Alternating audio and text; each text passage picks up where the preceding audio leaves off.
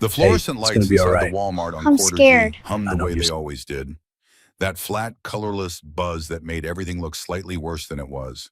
The floors, the clothes on the racks, the faces of the people pushing carts through aisles that smelled like popcorn and rubber, and something chemical that had no name, but every Walmart in America shared. Marin Braden was standing in the clothing section. Back corner, near the fitting rooms where the Saturday crowd thinned out and the overhead speakers played a country song nobody was listening to. She was 14 years old, 5'4", dark blonde hair pulled back in a ponytail that she'd tied that morning with the rubber band because all her hair ties had broken, and she hadn't asked for new ones because asking for things meant conversations, and conversations meant attention, and attention from the wrong person in her house was something she had learned to avoid the way animals learn to avoid open ground. She was holding a shopping basket in front of her body, not because it was heavy, not because she needed both hands. She was holding it the way a person holds a shield when the shield is the only thing between them and the thing they're afraid of, and they know the shield won't stop anything, but they hold it anyway because holding something is better than holding nothing. Grady Prescott was standing over here. He was 35, stocky, shaved head, wearing a mountaineer's hoodie that he wore to every public place because it made him look like a regular guy, a football fan, somebody's neighbor. His hand was on the clothing rack above Marin's head, his arms stretched across the metal bar, his body leaning forward so his face was close to hers. Close enough that she could smell the skull on his breath and the cheap cologne he sprayed on his neck every morning like it made him a different person. He was talking low, the voice he used in public. The voice that sounded calm if you were standing 10 feet away, but up close had edges in it, sharp places where the words bent into something that wasn't words anymore. It was pressure. It was warning. It was the sound of a man reminding a 14-year-old girl what would happen later if she didn't do exactly what he said right now. Marin didn't flinch, didn't pull away, didn't cry. She stood perfectly still the way she had learned to stand when movement made things worse. The way prey stands when it knows the predator has already seen it and the only chance left is to be so still that the predator loses interest. Except Grady never lost interest. That was the thing about him. He was patient in his cruelty, the way some men are patient with woodwork. He took his time. He enjoyed the process. But Marin wasn't thinking about Grady right now. She was thinking about her brother. Levi was 3 aisles over looking at sneakers. He was 10 years old, small for his age, wearing a t-shirt 2 sizes too big that hung off one shoulder because Darla bought clothes for him to grow into, and he hadn't grown into this one yet. He was holding a pair of white Nikes, turning them over in his hands, checking the price tag, with the careful seriousness of a boy who already knew that wanting things and getting things were 2 different categories that rarely overlapped. Marin watched him through the gap between clothing racks. She had always been able to find Levi in any room, any store, any crowd. It was a skill she had developed the way other 14-year-olds develop skills at volleyball or algebra. She could locate her brother by the sound of his breathing, the shuffle of his shoes, the particular way he hummed to himself when he was nervous, a tuneless 3-note pattern that sounded like a bird that had forgotten its own song. He was humming now. That meant he knew, not the details, not the specifics of what was happening 3 aisles away in the fitting room corner, but the feeling, the atmospheric pressure drop that happened in any space Grady occupied when his mood shifted. Levi had learned to read that pressure the way people in tornado country learned to read the sky. Green tint hail, sudden quiet. Get underground. Marin made her decision. She had made this decision before, dozens of times over 2 years. In the kitchen when Grady came home from the bar. In the living room when Grady didn't like what was on TV. In the car when Grady drove too fast and talked too slow and Levi was in the back seat trying to disappear. Every time the decision was the same, and Marin made it the same way without hesitation, without weighing options because there was only one option, and it was the one she had chosen when she was 12 years old, and she would keep choosing it until she didn't have to anymore. Get Levi out first. Always. She looked at Grady. His jaw was set, his eyes flat, his hands still on the rack above her head. He was in the escalation phase. She knew the phases the way a nurse knows the stages of a fever. Phase 1 was the quiet. Phase 2 was the focus when he picked his target and locked on. Phase 3 was contact. They were between 2 and 3 right now in the narrowing space where his voice got lower and his body got closer, and the rest of the world faded out until it was just him and whoever he had decided to punish. He was focused on her, not on Levi. That was the window. Marin turned her head slightly, not toward Grady, away from him, toward the gap in the racks where she could see her brother's shoes, those beat-up gray New Balances that Darla had bought at the Goodwill on Patrick Street. She spoke, not loud, not a shout, a sentence pitched exactly at the frequency she knew would reach Levi and not carry to anyone else. 2 years of practice had made her precise. Levi, run, don't stop. Find someone big. Grady's hand tightened on the rack. He heard her. He always heard her. But he didn't move toward the aisle where Levi was because Levi wasn't the one he wanted to control right now. Levi was 10 small, easily managed later. Marin was the one who looked at him without looking away. Marin was the one who had to be reminded. Through the gap, Marin saw Levi's gray shoes pause, then turn, then move. Fast. The slap of rubber soles on linoleum getting fainter, heading toward the front of the store, toward the doors, toward outside where there were rows and people, and the chance, however small, that someone would see a running boy and wonder why. She watched until she couldn't see his shoes anymore. Then she turned back to Grady and held the shopping basket a little higher and waited for whatever was going to happen, because whatever it was, Levi wasn't here for it, and that was enough. That had always been enough. This was Marin Braden's system, and she had built it herself, and it worked every single time. Not for her, for him. And she had decided 2 years ago that Levi being safe was worth whatever it cost her, and she had never once reconsidered that math. But to understand how a 14-year-old girl ended up standing in a Walmart, holding a shopping basket like body armor, while her little brother ran for his life, you have to go back. 2 years, to the beginning. To the man in the doorway with a toolbox and a smile and a plan that nobody saw coming because nobody was looking.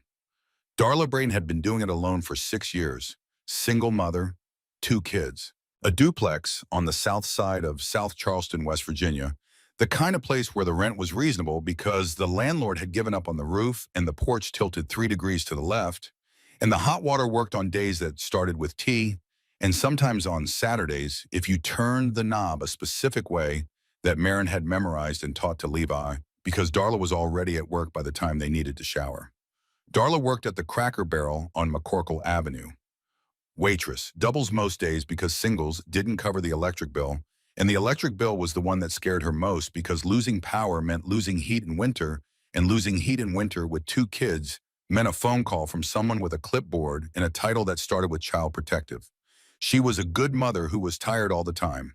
That's the simplest way to say it and the truest. She loved Marin and Levi the way you love oxygen. Completely desperately and so constantly that you forget to notice it until someone threatens to take it away. She braided Marin's hair on Sunday mornings before church. She read to Levi at night, even when she got home at 11 and her feet throbbed and the words blurred because she was reading through one open eye. She packed their lunches with notes inside little folded squares of paper that said things like, "You are the best thing I ever did," and "Have a great day, baby, I love you to the moon." But she was gone. That was the math. 12 hours a day, sometimes 14, and in those hours her children were alone in a duplex with a tilting porch and a door that locked from the inside but not well enough, and the alone was getting bigger. Marin was 12 and starting to wear the expression of a girl who was growing up faster than her body, the expression of someone who had figured out that her mother's absence wasn't neglect but survival, and that understanding didn't make the absence smaller. Then Grady showed up. Darla met him through a coworker, Barb, the shift manager, who had been trying to set Darla up for a year because Barb believed that every problem a single mother had could be solved by adding a man to the equation, which was the kind of math that only works on paper and never survives contact with reality. He came to the duplex to fix the sink. Darla hadn't asked for a handyman. Barb had sent him. He showed up on a Tuesday afternoon with a toolbox and a 6-pack of Dr. Pepper, because Barb had told him Darla didn't drink and the Dr. Pepper was his version of charm. He fixed the sink. He fixed the porch railing. He replaced the smoke detector batteries that Darla had been meaning to replace for 4 months. He talked to Levi about baseball, knew the Mountaineers roster by heart, tossed a football in the yard while Darla watched from the kitchen window and felt something she hadn't felt in years. Hope. Stupid, dangerous, irresistible hope. He called Marin Kiddo, took them all to Dairy Queen, helped Levi with his multiplication tables, told Darla she was doing an incredible job and that she deserved someone in her corner. Marin wanted to believe it. She was 12. She wanted a version of her life where her mother smiled more and worked less, and someone else carried the toolbox and fixed the things that broke. She wanted to stop being the second adult in the house. She wanted to be the kid. Grady moved in after 3 months. Darla cried happy tears. Levi high-fived him at the door. Marin helped him carry boxes from his truck, a dented F-150 with West Virginia plates and a Mountaineer sticker on the bumper, and a back seat that smelled like cigarettes even though Grady said he'd quit. The first month was fine. The second month things shifted. Small things. The kind of things that a 12-year-old notices before anyone else, because 12-year-olds are the most accurate emotional barometers on the planet. They don't have the adult skill of rationalizing away what they feel. They just feel it. Grady's voice changed when Darla wasn't home. Not louder, lower. The pitch dropped, the warmth drained out, and what was left was the voice of a man who didn't have to perform anymore because his audience had gone to work. Levi spilled water at dinner. It was a Tuesday. Grady grabbed the glass before it rolled off the table, and his hand closed around Levi's wrist, and he squeezed. Not long, 2 seconds. But Marin saw Levi's face. The surprise, then the pain, then the quick rearrangement into nothing, into blankness, into the face of a boy who had just learned that spilling water had consequences it had never had before. I didn't mean to, Levi said. Clean it up, Grady said. And his hand opened, and Levi's wrist had 4 red marks where the fingers had been, and Grady went back to eating like nothing had happened. And Marin sat across the table watching her brother wipe the water with a paper towel, and she felt something cold move through her chest, something that would live there for 2 years, growing, hardening, becoming the thing she built her entire system around. She was 12 years old and she saw it. She saw what was coming. She saw it the way you see weather on a flat horizon a long time before it arrives with nowhere to go. The next incident was a week later. Marin had been watching TV in the living room. Some show she can't remember now because the show doesn't matter. What matters is that she was sitting on the couch and Grady walked in and stood in front of the television and said, "Turn it off." And she said, "It's not even 10 o'clock. And he reached down and grabbed her by the upper arm and pulled her off the couch, and his fingers dug into the soft part above her elbow, and she felt the bruise forming before he let go. She didn't cry, not because she was brave, because something in her brain clicked into a mode she didn't have a name for yet but would later understand was surveillance. She was no longer a girl watching TV. She was a girl watching Grady, learning him, cataloging his patterns, his triggers, his tells, the way his jaw moved when he was agitated, the way his eyes went flat and unfocused right before he did something, the way he smiled afterward, the same smile he had used on Darla, the same smile he had used with the Dr. Pepper and the sink repair and the football in the yard. The smile was the most dangerous part of him, because the smile was what he showed to the world and the world believed it. Why wouldn't they? He was helpful. He worked odd jobs. He went to church with Darla on Sundays and shook the pastor's hand and put money in the plate and said, "Yes, ma'am," and "No, sir," and carried grocery bags for old women in parking lots. He was the kind of man who could hurt a child in the kitchen and then walk into the living room and call his own mother and ask about her arthritis in a voice dripping with concern. Marin understood this with a clarity that most adults never reach. She understood that Grady was not a man with a bad temper. He was a man with a mask. The temper was real. The mask was the performance. And the performance was so good that it had fooled Darla, fooled Barb, fooled the pastor, fooled the neighbors. Everyone believed the mask because the mask was easier to believe than the alternative. The alternative meant that a helpful church-going football-tossing man was hurting children behind a door that locked from the inside, but not well enough. So Marin built her system. It started simple. When Grady's mood shifted, when the voice dropped, when the joys set, Marin would find Levi and move him out of the room. Quietly, naturally. "Hey, Levi, let's go play outside. Hey, Levi, come help me with my homework. Hey, Levi, let's ride bikes." Small redirections that looked like a big sister being a big sister, but were actually evacuation procedures executed with the precision of someone who had studied the threat and mapped the exits. The system grew. She developed protocols for every location.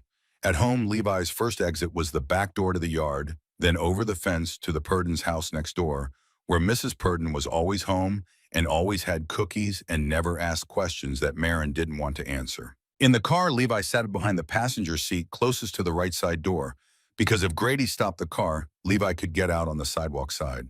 At the grocery store, Levi stayed within 3 aisles of the entrance. At church, Levi sat on the end of the pew nearest the center aisle. Every location had a plan. Every plan had one rule: get Levi out first. Always. She taught him without telling him why. She didn't say Grady is dangerous because saying it out loud made it real in a way she wasn't ready for, and because Levi was 10 and he still wanted to believe that the man who had tossed a football with him in the yard was the real one, and the man who grabbed his wrist was the mistake. Marin let him believe that. It was the last piece of his childhood she could protect, and she protected it fiercely. Instead, she gave him rules disguised as games. If I ever say run, you run, no questions. If I say go to Mrs. Purdon's, you go. If you're ever somewhere and you feel scared and I'm not there, you find the biggest person you can. Not the nicest looking, the biggest, because big people are harder to argue with. Why would I be scared? Levi asked. It's just in case, Marin said. Like a fire drill. We practice so we're ready. Levi accepted this. He was 10. Fire drills made sense. He didn't know he was rehearsing for something that had nothing to do with fire. 7 months before the Walmart, Marin tried to get help. She sat in Mrs. Pemberton's office during 6th period. Mrs. Pemberton was the school guidance counselor, a woman in her 50s with reading glasses on a beaded chain, and a poster on her wall that said, "This is a safe space," in letters made of puzzle pieces. Marin had stared at that poster for a long time before she spoke because she was trying to decide if it was true or if it was just decoration. She told Mrs. Pemberton about Grady. Not everything. Enough. The grabbing, the bruises, the voice that changed when Darla left. She spoke in the flat, careful tone of someone who had practiced what to say and was delivering it the way you deliver a report in class: organized, factual, emotionless. Because she knew that emotions would make her look hysterical, and hysteria was what people used to dismiss girls who told the truth. Mrs. Pemberton listened, took notes, said she was going to arrange a meeting with the family. Marin's stomach dropped. She had expected a phone call to the police, or at least a call to her mother. Instead, she got a meeting, and the meeting included Grady.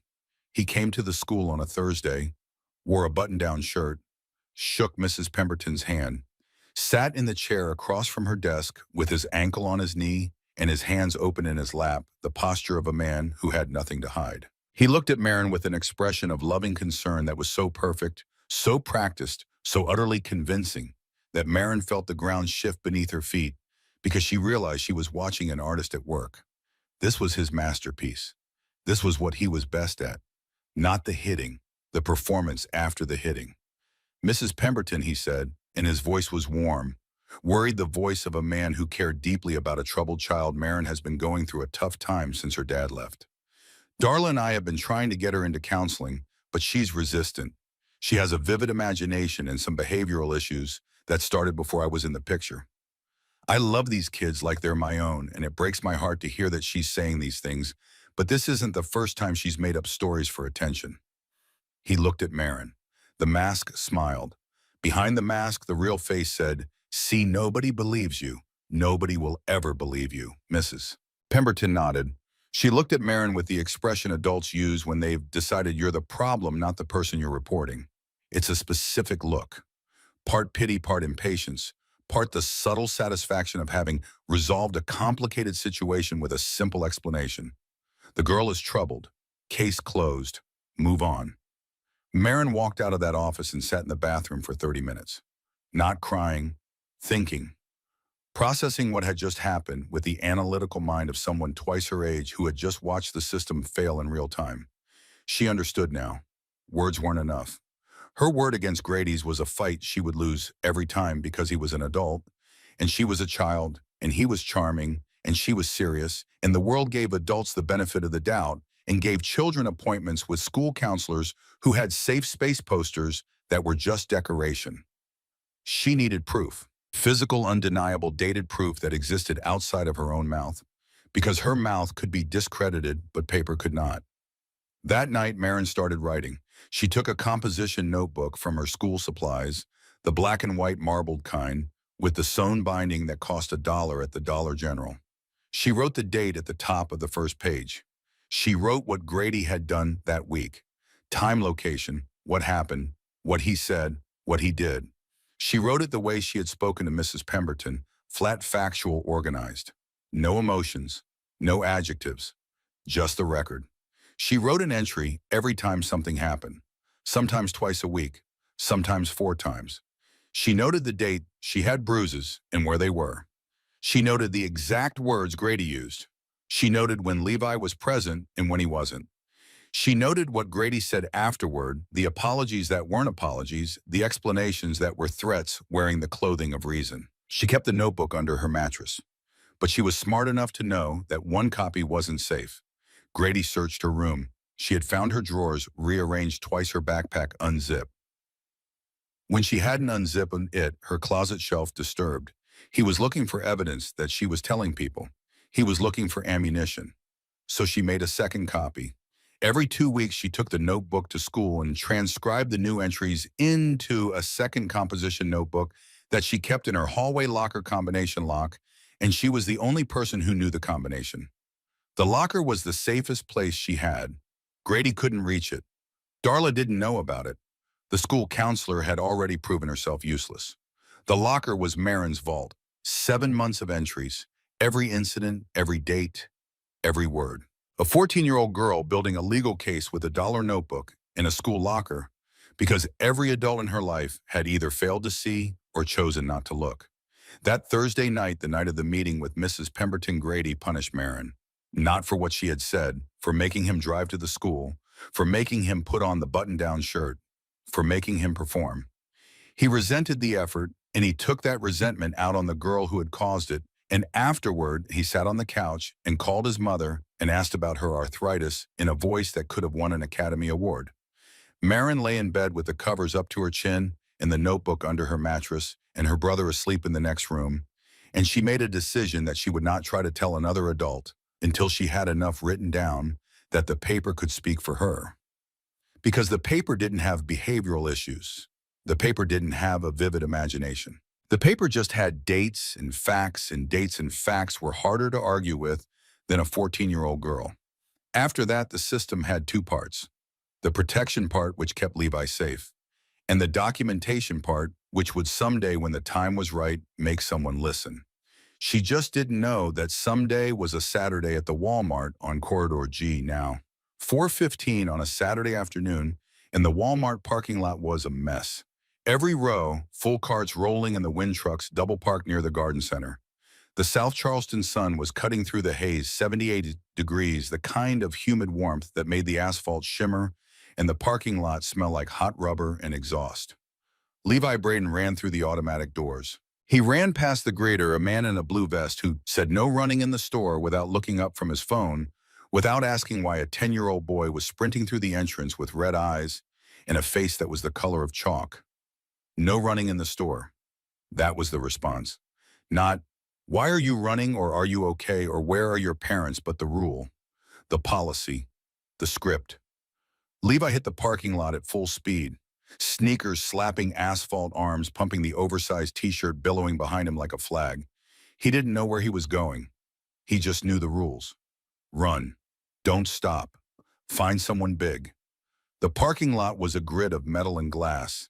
Sedans, SUVs, minivans, shopping carts, families loading trunks, a woman arguing with her kid about ice cream, an old man sitting in a lawn chair in the bed of a pickup, drinking sweet tea from a thermos. Levi's eyes scanned the rows the way Marin had taught him. Not the nicest looking, the biggest, because big people are harder to argue with. He saw it. 3rd row from the garden center, a lifted Chevy Silverado, black mud on the wheel wells, lumber stacked in the bed. The biggest thing in the parking lot. Levi ran to it, ducked behind the rear passenger tire, pressed himself against the wheel well, wrapped his arms around his knees and made himself as small as a 10-year-old boy can make himself, which is very small when the alternative is being found.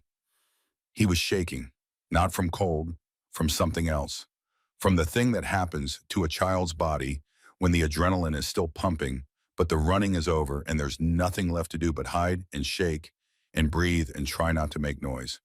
Flint Hargrove was loading 2x4s into the bed of his truck when he heard it. Not talking, not crying, breathing. Fast, ragged, the kind of breathing that comes from running hard and then trying to be silent, and those two things don't go together. And the sound they make when they collide is one of the most recognizable sounds in the world. If you've ever been in a situation where being quiet was the difference between being found and not being found, Flint had been in that situation multiple times, in places where the stakes were higher than a Walmart parking lot, but the breathing sounded exactly the same. He was 45 years old, 6'3", 230 pounds of contractor muscle and military training. Dark beard with gray coming in at the drum, forearms sleeved in ink from the wrists to the elbows, the kind of tattoos that told a story if you knew how to read them. And most people didn't, so they just saw a big man with dark arms and kept their distance. He had spent 8 years in the United States Army, 2 tours with the Ranger Battalion, the kind of service that changes the way you see the world. The Army taught him how to clear a building, how to read a threat, how to assess a situation in under 3 seconds, and decide on a course of action before most people had finished processing what they were looking at. He had carried those skills into civilian life the way some men carry a limp or a scar. Quietly, permanently, but always there. He had been building houses in Kanawha County for 18 years. General contractor, his own company, just him and a couple of subcontractors he trusted. Good work, honest bids, the kind of reputation that came from showing up every day and doing what you said you would do. He rode as road captain for the Elk River Iron MC, a 16-member club out of the Charleston area. Not a one-percenter club, not outlaw. A brotherhood of working men who rode together on weekends and did community events and gave each other grief about everything and showed up for each other when it mattered. Kedge Tully ran the club. Plumber, lived 10 minutes away, built like a fire hydrant and about as movable. Then there was Briggs, who worked at the chemical plant across the river, and Rowan from Sissonville, who ran a body shop and had a laugh you could hear from 3 blocks away. Flint was the quiet one, the one who didn't talk unless he had something to say, the one who looked like he could fold a car door in half, but called his 7-year-old daughter Nora every night at bedtime in a voice so gentle his club brothers never let him hear the end of it. He set the 2x4s on the tailgate, walked to the back of the truck, looked down. A boy, dark blonde hair, dirty jeans, a t-shirt hanging off one shoulder, pressed against the wheel while arms around his knees shaking.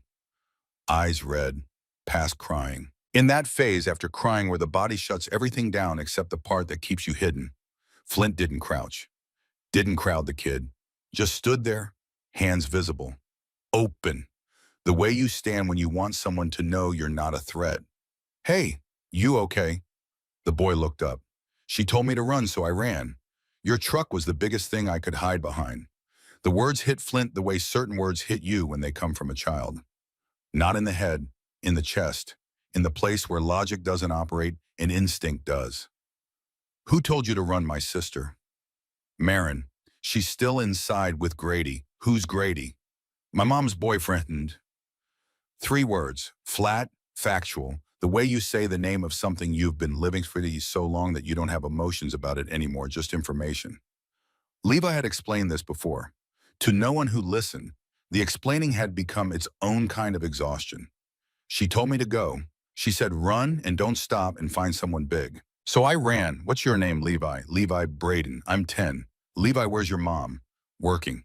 She works at the Cracker Barrel on McCorkle. She gets off at 6. Grady was supposed to take us shopping for school clothes.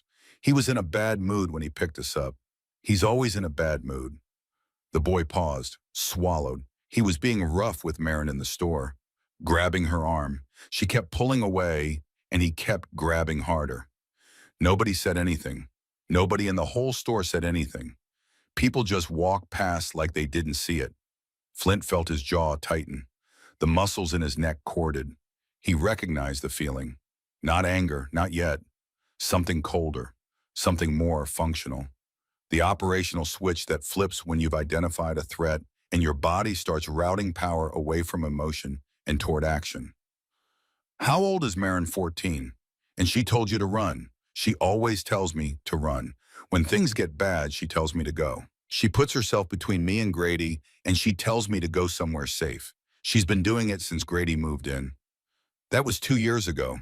The boy looked at his hands. Small hands, dirty fingernails. The hands of a kid who had been playing outside earlier today before a man picked him up for school shopping, and the day turned into something else. She's been protecting me for 2 years, and nobody protects her. Flint pulled out his phone. His hands were steady. They had been steady in Helmand Province when things were considerably worse than a Walmart parking lot, and they were steady now because the thing about training is that it doesn't leave. It lives in the muscle and the nerve in the bone, and when the moment comes, the body remembers what the mind has practiced. Levi, I'm going to call 911. Then I'm going to go inside and find your sister. You're going to stay right here by my truck. Can you do that? He's going to say, I'm lying. Levi said it fast, urgent, the words tumbling. He does that. He tells people I have anger problems and I make things up. He's really good at it. He smiles and he talks like a normal person, and then when we get home, Levi, firm but gentle. The voice Flint used when Nora was spiraling, when the feelings were too big for the body and the words couldn't keep up. I don't care what he says. I care what you're telling me, and I believe you. The boy's chin trembled, not because he was scared. He was past scared. The tremble came from somewhere deeper, from the place where a 10-year-old boy had been carrying the knowledge that his sister was absorbing blows meant for him, and no one in the world seemed to care. And now, in a Walmart parking lot behind the tire of a stranger's truck, a man had said the 4 words he had been waiting 2 years to hear. You believe me. Yeah, kid, I believe you. Flint dialed 911 as he walked toward the entrance. He gave the dispatcher everything he had. The Walmart on Corridor G. A 10-year-old boy. A 14-year-old sister inside with the mother's boyfriend. The boyfriend being physically rough. His name was Grady. The boy's name was Levi Braden. The sister was Marin. He was going in. Sir, I'd advise you to wait for... There's a 14-year-old girl in there with a man who's hurting her. I'm not waiting, he texted the Elk River Iron Grove chat while he walked through the automatic doors. Walmart Corridor G. Kid hiding behind my truck says his sister is inside with an abusive boyfriend of the mother. Need eyes in the parking lot with the boy. Anyone close, Kedge responded first. Rolling. Then Briggs from across the river. 15 minutes. Then Rowan from Sissonville. On my way. Flint moved through the Saturday crowd. Packed aisles. Families. The rumble of carts and overhead music and the beeping of self-checkout registers. He moved the way he'd been trained to clear a building. Systematic. Methodical. Checking each aisle without rushing. His size drew glances. It always did. A 6'3" man in a leather vest with ink on his arms walking through a Walmart like he was looking for someone. People moved out of his way without being asked. He found them in the clothing section. Back corner, near the fitting rooms. Grady was standing over Marin, hand on the rack above her head, leaning in. The girl had her back to a rack of clearance jackets the shopping basket held in front of her body, and the look on her face was the look Flint had seen in places he didn't talk about at cookouts. The look of someone who has accepted that pain is coming and has stopped trying to prevent it and is now just trying to manage it. 14 years old, and she had the face of someone who had been managing pain for longer than most adults could imagine. Flint walked up. Not fast, not aggressive. A man walking down an aisle with empty hands and a calm that had been forged in places where calm was a survival skill. Everything all right here? Grady straightened up, turned, saw Flint. The size, the beard, the tattoos, the vest. Did the math, adjusted. We're fine, man, just shopping. The smile. Levi had described it perfectly. Easy, friendly. The mask, the performance. Flint could see it now, the way the smile sat on Grady's face, like something placed there rather than something that grew there. It was a tool, not an expression. And the man wielding it had used it 1,000 times, and it had worked every single time. Every time except this one. Wasn't asking you. Flint looked past Grady, looked at Marin. The girl's eyes widened. She didn't know this man. She didn't know how he knew her name. She looked from Flint to Grady and back, and her lips moved, but nothing came out. Grady's smile tightened. How do you know her name? Your boy told me. He's not my... Grady caught himself. Recalculated. The smile reset. Levi's outside. He wanders off. He's got behavioral issues. I'll go get him. No, you won't. Excuse me. You're going to stay right here. Levi is safe. He's in the parking lot. He told me what's been happening. And I called the police. They're on their way. The mask dropped. Not all at once, it crumbled. The friendly smile went first, then the easy posture, then the reasonable voice. What was left underneath was a man who had lost control of the narrative. And the only tools he had were the tools he used on children, and those tools did not work on a 6'3" Army Ranger in a leather vest who had already decided how this was going to go. You don't know what you're talking about. Those kids lie about everything. Their mother, their mother isn't here, you are. They are. And a 10-year-old boy is shaking behind my truck because his sister told him to run from you. That's all I need to know. Grady looked at the aisle, looked at the fitting room hallway, looked at the exit sign above the back of the store. Flint recognized the look. He had seen it before. The look of a man calculating his options and finding only one. Don't, Flint said. Grady ran, not toward Flint, toward the back of the store past the fitting rooms, toward the emergency exit by the loading dock. Flint didn't chase him. He stayed with Marin, because the girl was still standing against that clothing rack with the shopping basket in front of her body. She hadn't moved. She wasn't going to move until someone told her it was safe. And even then she might not move because safe was a word that had been emptied of meaning in her life. Adults had told her things were safe before. Mrs. Pemberton's office was supposed to be safe. The duplex was supposed to be safe. None of it was safe. All of it was performance. Marin, my name is Flint. Your brother Levi is outside by my truck. He's safe. He told me to find you. The police are coming.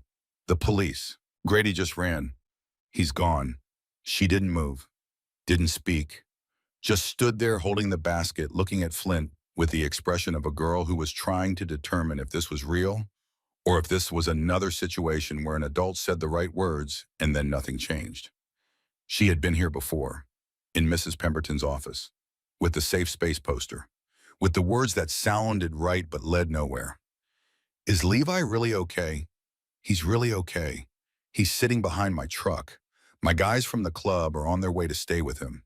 He's safe, Marin. She studied his face. Not the way a child studies an adult. The way a person studies a contract. Looking for the fine print. Looking for the clause that would undo everything.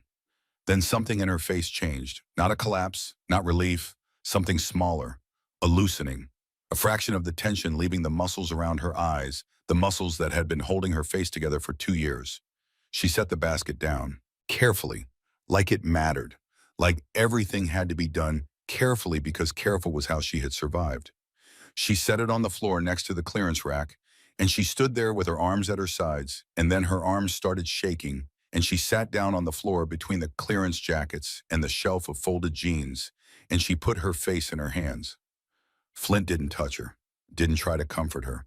He sat down on the floor across from her, his back against the opposite shelf, his knees up because the aisle was narrow and he was too big for the space. His boots nearly touched her shoes. The linoleum was cold and slightly sticky.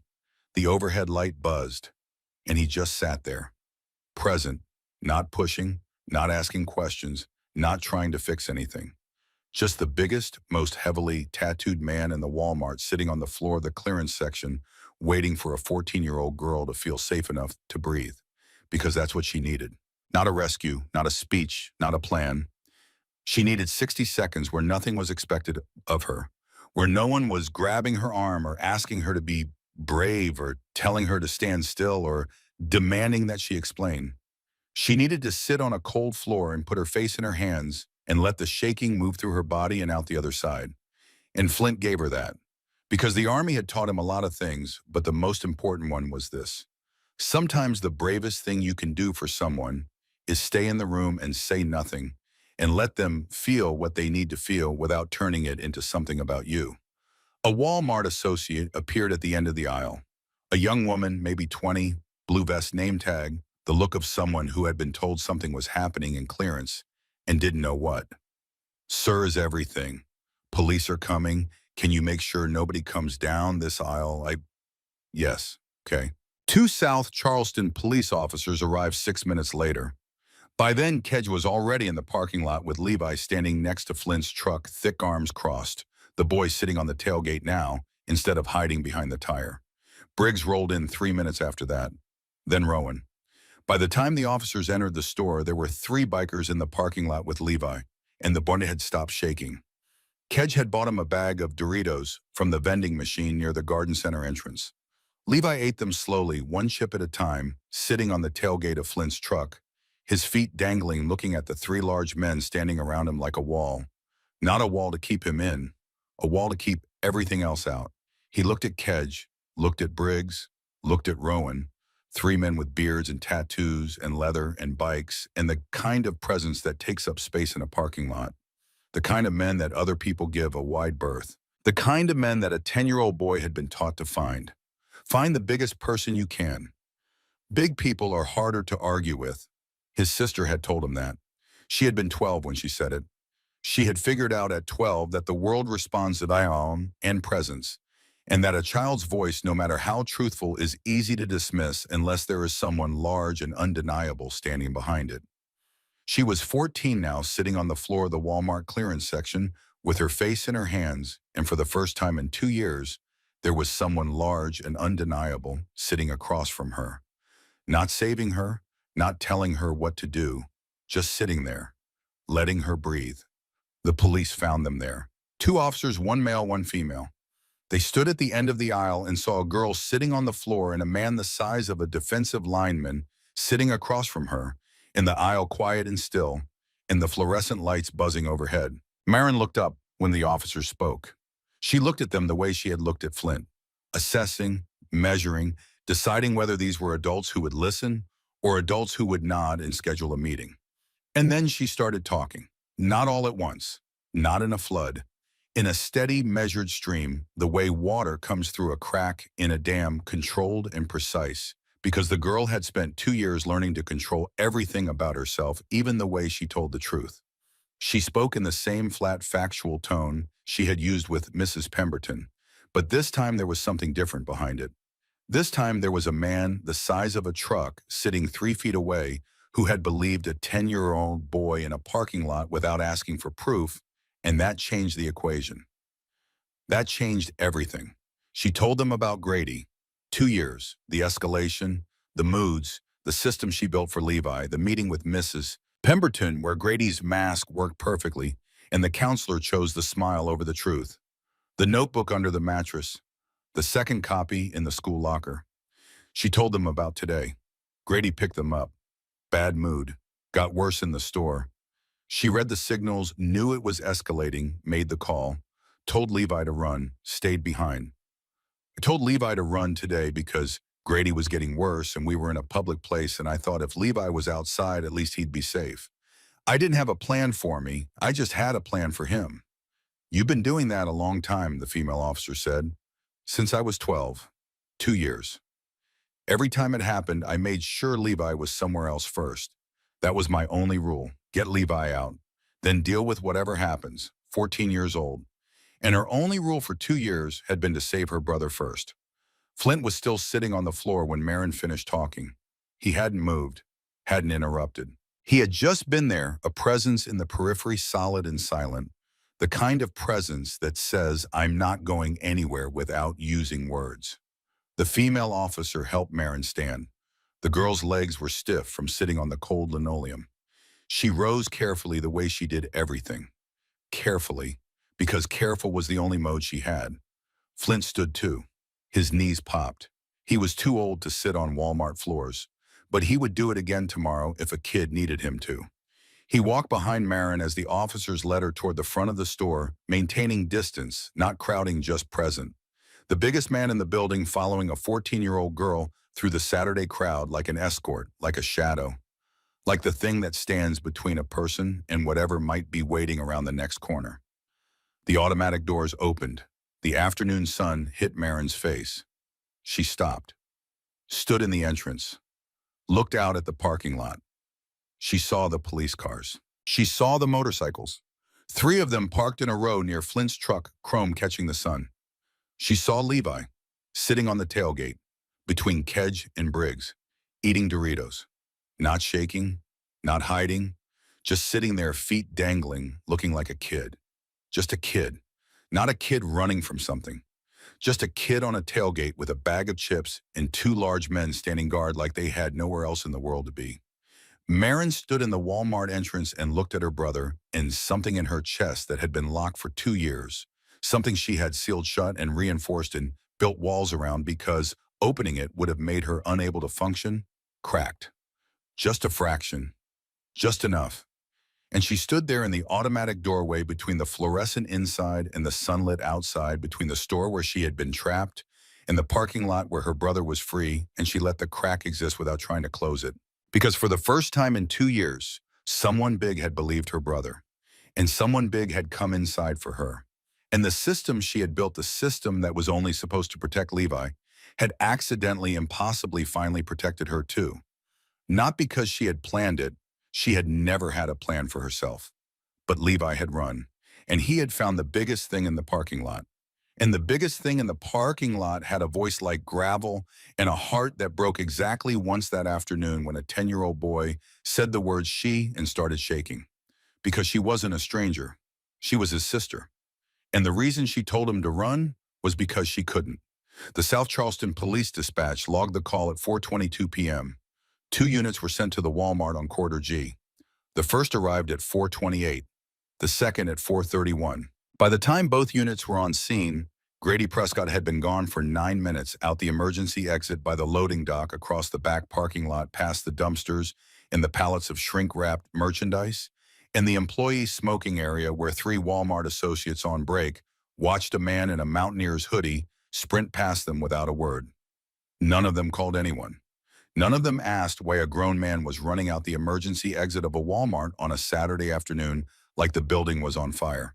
They watched him go the way people watch things go, with mild curiosity and the decision made in under 2 seconds that whatever was happening was not their problem. This is the thing about emergencies. They don't announce themselves with sirens and flashing lights. They announce themselves with small details that most people file under "not my business" and move on. A boy running through a store, a man running out of one. A girl standing perfectly still in a clothing section with a shopping basket held against her chest like a shield. These are the signals, and the signals are only useful if someone decides to read them. On Quarter G, the signals were loud.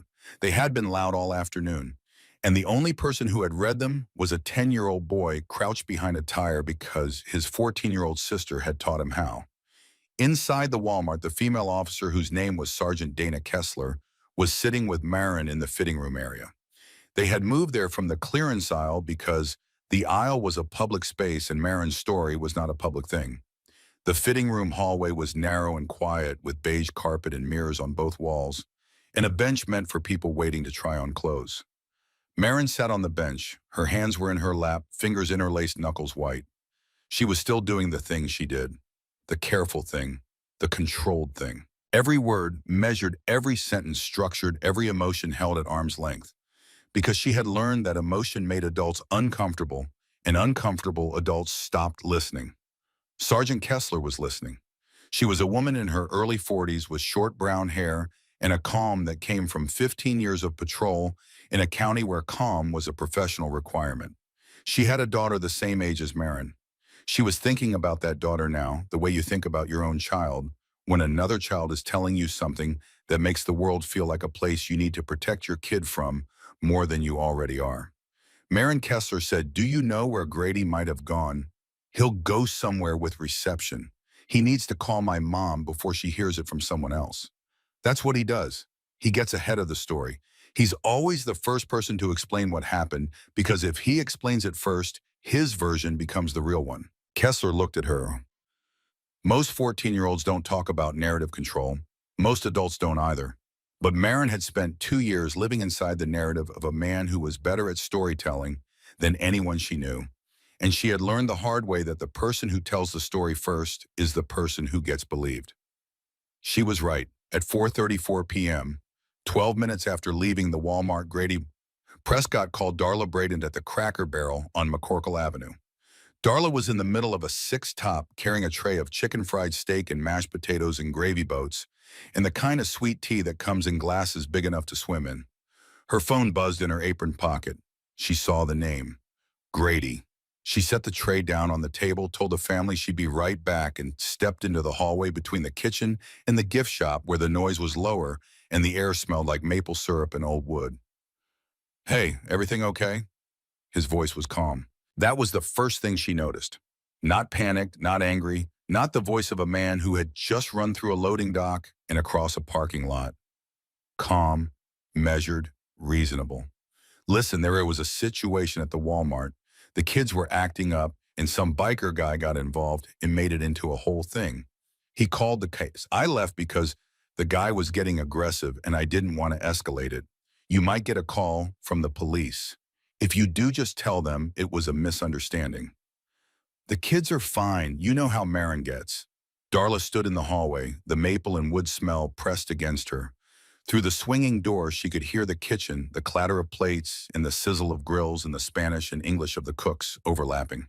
Normal sounds. The sounds of a Saturday shift at a restaurant where she had worked for 3 years, where the tips were decent, and the manager let her take home food on slow nights, and the work was honest and exhausting and hers. "Marin gets how," she said. "What you said, you know how Marin gets. Gets how, Grady." A pause. The length of the pause told her more than any words could have. Grady was recalculating. She could almost hear it, the gears shifting, the story adjusting. He was good at this. He was the best she had ever known at this. But something in that pause, something in the half second of silence before his voice came back smooth and reassuring, landed differently than it had before. "She just gets dramatic sometimes. You know that. She gets ideas in her head and where are the kids right now?" "They're at the Walmart. The cops are there. It's being handled. I just need you to call and tell them. You left my kids at a Walmart with the police, and you're calling me to ask me to fix it." "Darla, calm down. It's not. Where are you?" Another pause. Longer this time. She heard traffic in the background. He was outside somewhere, walking, or standing at a gas station, or sitting in someone's car. He was somewhere that wasn't the Walmart, somewhere that wasn't with her children, and he was asking her to make a phone call that would make his version of the story the real one. Something happened in Darla's chest, not a breaking, a clicking, like a combination lock that had been turned to the wrong numbers for 2 years, and suddenly in the hallway of a Cracker Barrel that smelled like maple syrup, the numbers lined up and the lock opened, and what was inside was not anger or sadness, but clarity. The kind of clarity that arrives all at once and changes the shape of everything that came before it. She didn't call the police. She untied her apron, stuffed it in her back pocket, told Barb she had a family emergency, and walked out of the Cracker Barrel with her name tag still on and her car keys already in her hand. The drive from the Cracker Barrel to the Walmart on Corridor G was 11 minutes. Darla made it in 8. She pulled into the parking lot at 5:45 p.m., and the first thing she saw was the police cars. 2 of them parked at angles near the garden center entrance, lights off, but present the way police cars sit when the emergency is over, but the paperwork isn't. The second thing she saw was the motorcycles. 3 of them parked in a row next to a black Chevy Silverado Chrome catching the late afternoon sun. Big bikes. The kind of machines that take up space and make noise and belong to men who don't apologize for either. Her hands gripped the steering wheel. She felt the vinyl creak under her fingers. She felt the air conditioning blowing on her face and the seatbelt pressing against her chest, and the weight of the last 8 minutes, the drive from the Cracker Barrel, the phone call from Grady, the clicking sound in her chest that had rearranged everything. She saw Levi. He was sitting on the tailgate of the black truck between 2 men. One was thick and barrel-shaped with a red beard and arms crossed over his chest like a bouncer at a door that nobody was getting through. The other was leaner, darker, sitting on a motorcycle next to the truck with his helmet resting on the gas tank. A third man stood nearby, tall-bearded, laughing at something Levi had said.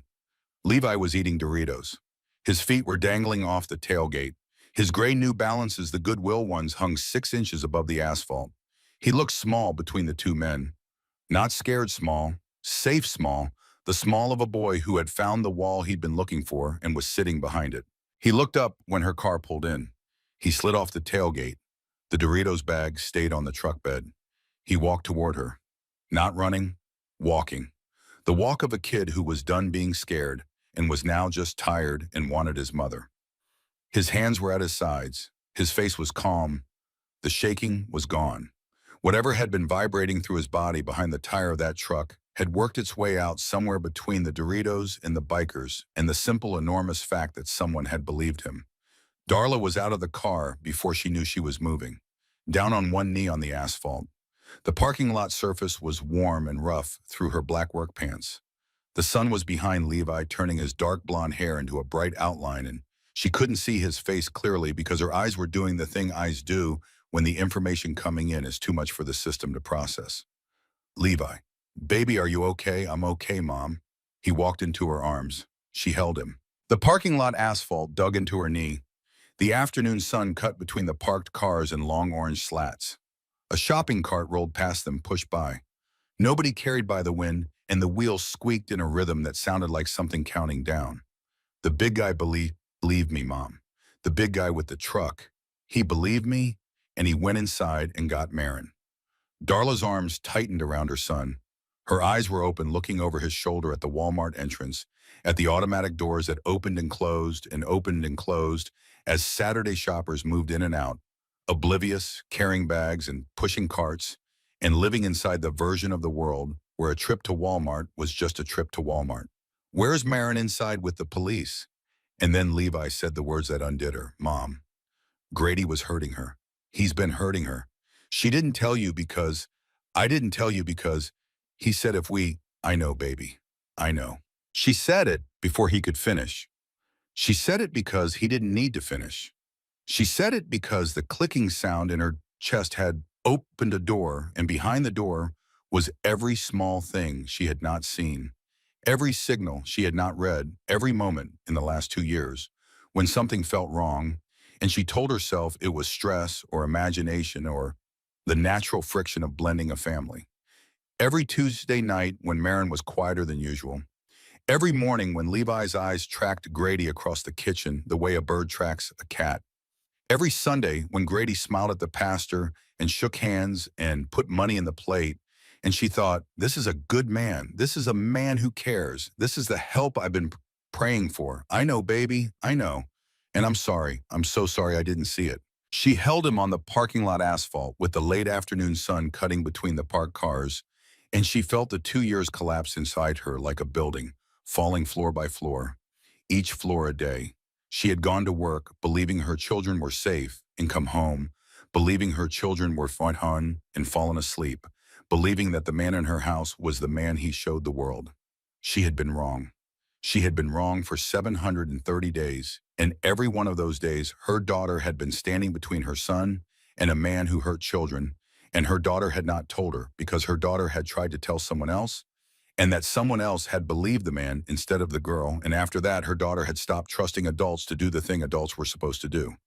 The police officer who brought Marin out was Sergeant Kessler. She walked beside Marin through the store, past the registers, past the greeter, who said, "Have a nice day," like an automated response through the automatic doors and into the late afternoon light. Marin stopped. She stood in the Walmart entrance and looked at the parking lot. She saw her mother on the asphalt holding Levi. She saw the bikers. She saw Flint standing by his truck, big arms at his sides, watching. She saw the police cars and the motorcycles and the shopping carts and the families loading trunks and the whole ordinary machinery of a Saturday afternoon that had for her become something extraordinary. She stood perfectly still. The same stillness she'd had in the clothing section. The same careful, controlled stillness that was not calm, but was the thing she had built to look like calm, because real calm was something she hadn't felt in 2 years. Then Levi looked up from his mother's arms, turned his head, saw his sister in the doorway. "Marin, come here." The simplest sentence, 3 syllables, spoken by a 10-year-old boy who had been told to run and had found help and was now standing in his mother's arms in a parking lot asking his sister to come to him, the way she had spent 2 years coming to him, putting herself between him and the danger, absorbing whatever came so he didn't have to. Except this time there was no danger to walk toward.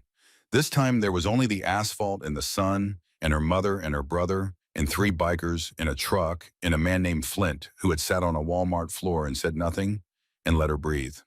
Marin walked to them, not fast, careful. Every step measured the way she walked everywhere the way she had walked for 2 years. Her feet on the warm asphalt, her shadow stretching behind her arms at her sides, her face doing the thing it always did, holding, containing, keeping everything inside the wall she had built. She reached them. She didn't collapse. She didn't cry. She didn't fall apart because falling apart was a luxury she had never been able to afford, and the habit of holding together doesn't break just because the reason for holding together has walked out an emergency exit. She sat down next to her mother on the asphalt, put her arm around Levi, put her head on her mother's shoulder, and she said the words that had been the organizing principle of her entire life for 24 months. I kept him safe, Mom. Every time, I kept him safe. Darla's hand found Marin's hair, the ponytail, the rubber band because the hair ties were broken. She held her daughter's head against her shoulder, and she felt the shaking begin, not Marin's, her own, her body catching up to what her mind had already processed, the full weight of it settling into her bones. I know you did, but you shouldn't have had to. Someone had to. It should have been me. From now on, it's me. That's my job, not yours. You're 14. You're supposed to worry about school and friends and being 14, not about keeping your brother alive. I don't know how to stop. Then we'll figure it out together.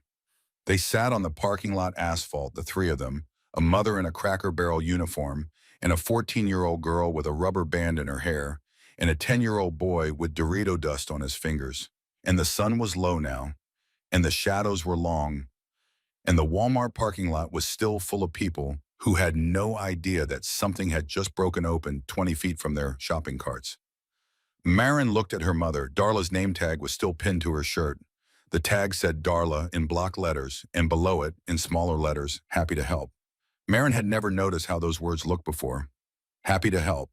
Her mother had worn those words on her chest every day for 3 years, while her daughter wore bruises under her sleeves. Happy to help. The cruelest irony in the world printed on a plastic rectangle and pinned over a heart that had been breaking without knowing it. Mom, there's something else. What babied I kept a notebook. I wrote everything down. Every time Grady did something, I wrote the date, what happened, what he said. I started after Mrs. Pemberton. Darla looked at her. Who is Mrs. Pemberton? The school counselor. I told her about Grady. 8 months ago, she called a meeting. Grady came to the school and he did his thing. The smile, the voice, the concerned parent act. She believed him. She told me I had behavioral issues and a vivid imagination. After that, Grady punished me for talking, and I decided I would never tell another adult until I had proof that couldn't be argued with. Darla's face went through something. Not an expression, a landscape shift. The kind of geological reorganization that happens when the ground you've been standing on reveals itself to be something else entirely. Her daughter had tried to get help. 8 months ago, a professional adult whose job was to protect children had sat in an office with a safe space poster on the wall and chosen to believe a charming man over a serious girl, and after that her daughter had been punished for trying, and after that her daughter had stopped trying and started documenting. You've been writing it down for 8 months, 7 months, in a composition notebook, black and white cover, the kind that costs $1 at the Dollar General. I keep it under my mattress. But I knew Grady searches my room, so I made a second copy. Every 2 weeks I took the notebook to school and copied the new entries into a second notebook. That one is in my locker, my hallway locker. Combination lock. I'm the only one who knows the combination. Sergeant Kessler, who had been standing nearby, stepped closer. She had heard every word. Marin, that notebook. Is it detailed dates times what happened, what he said, what I looked like after? No opinions, no adjectives, just the facts. Because I learned that opinions can be called imagination. But dates and facts are harder to argue with. Kessler looked at her partner. The partner looked back. In 15 years of patrol, Kessler had seen a lot of things. She had seen adults with law degrees fail to maintain the kind of documentation that a 14-year-old girl had built with a dollar notebook in a school locker. She had seen cases fall apart because there was no record, no dates, no specifics, just the word of a child against the word of an adult. And she was standing in a Walmart parking lot looking at a girl who had solved that problem at the age of 13 because a guidance counselor had taught her unintentionally the most important lesson of her life. Words aren't enough. Paper is. We need that notebook, Kessler said. Both copies. The one under my mattress might be gone. Marin said it without emotion. He searches my room. If he went home after he ran, he might have found it. But that's the old one. I stopped updating it 2 months ago. The complete one is at the school. Kessler's radio crackled. She stepped away, spoke into it, stepped back. Marin, you said if he went home, he might have found the notebook under your mattress. Do you think that's where he went? Marin thought of moths. She thought about it the way she thought about everything related to Grady, systematically running the scenario through the model she had built of his behavior over 2 years of observation. He knows about the notebook. I don't know how. But he searches my room. He's looked through my backpack, my drawers, my closet. He's methodical about it. He puts things back, but not exactly right. I can always tell. If he ran from the Walmart and he knows the police are coming, the first thing he'll do is protect himself. And the thing he needs to get rid of is the notebook. So yes, I think he went home. She was 14. She was sitting on a parking lot with Dorito dust on her brother's fingers and a rubber band in her hair, and she had just profiled the behavioral pattern of her abuser with the accuracy of a forensic analyst, because she'd had no choice but to become one. At 5:51 p.m., South Charleston PD dispatched a unit to Darla Braden's duplex on the south side. The officers arrived 7 minutes later. The front door was open. Not unlocked. Open. The frame near the deadbolt showed fresh splinters where someone had shouldered it in. Inside the duplex was a mess. Specifically, Marin's room was a mess. The mattress was off the bed, flipped against the wall. The drawers were pulled out and upside down on the floor. The closet had been emptied, clothes and shoes and school binders scattered across the carpet. Grady Prescott was in the room. He was on his knees next to the bed frame, pulling at the box spring when the officers came through the bedroom door. He had a black and white composition notebook in his left hand. The one from under the mattress. The old one. The one Marin had stopped updating 2 months ago because she had learned to keep the real records somewhere he could never reach. He looked up at the officers with the expression of a man who had just realized that the 14-year-old girl he had underestimated for 2 years was smarter than him, had always been smarter than him, had been smarter than him from the moment she sat in Mrs. Pemberton's office and watched a guidance counselor choose a man's smile over a girl's truth, and decided at 13 years old that she would build a case so thorough, so meticulous, so grounded in dates and facts, in the cold architecture of evidence, that no one would ever be able to choose the smile again. He had the old notebook. She had the complete one. And it was in a school locker with a combination lock, and he had never known it existed. Grady Prescott was arrested at 5:58 p.m. by Shinum being in the bedroom of a 14-year-old girl whose mattress he had torn off the bed, looking for evidence that she had been too smart to leave there. The charges were listed methodically the way Marin would have appreciated.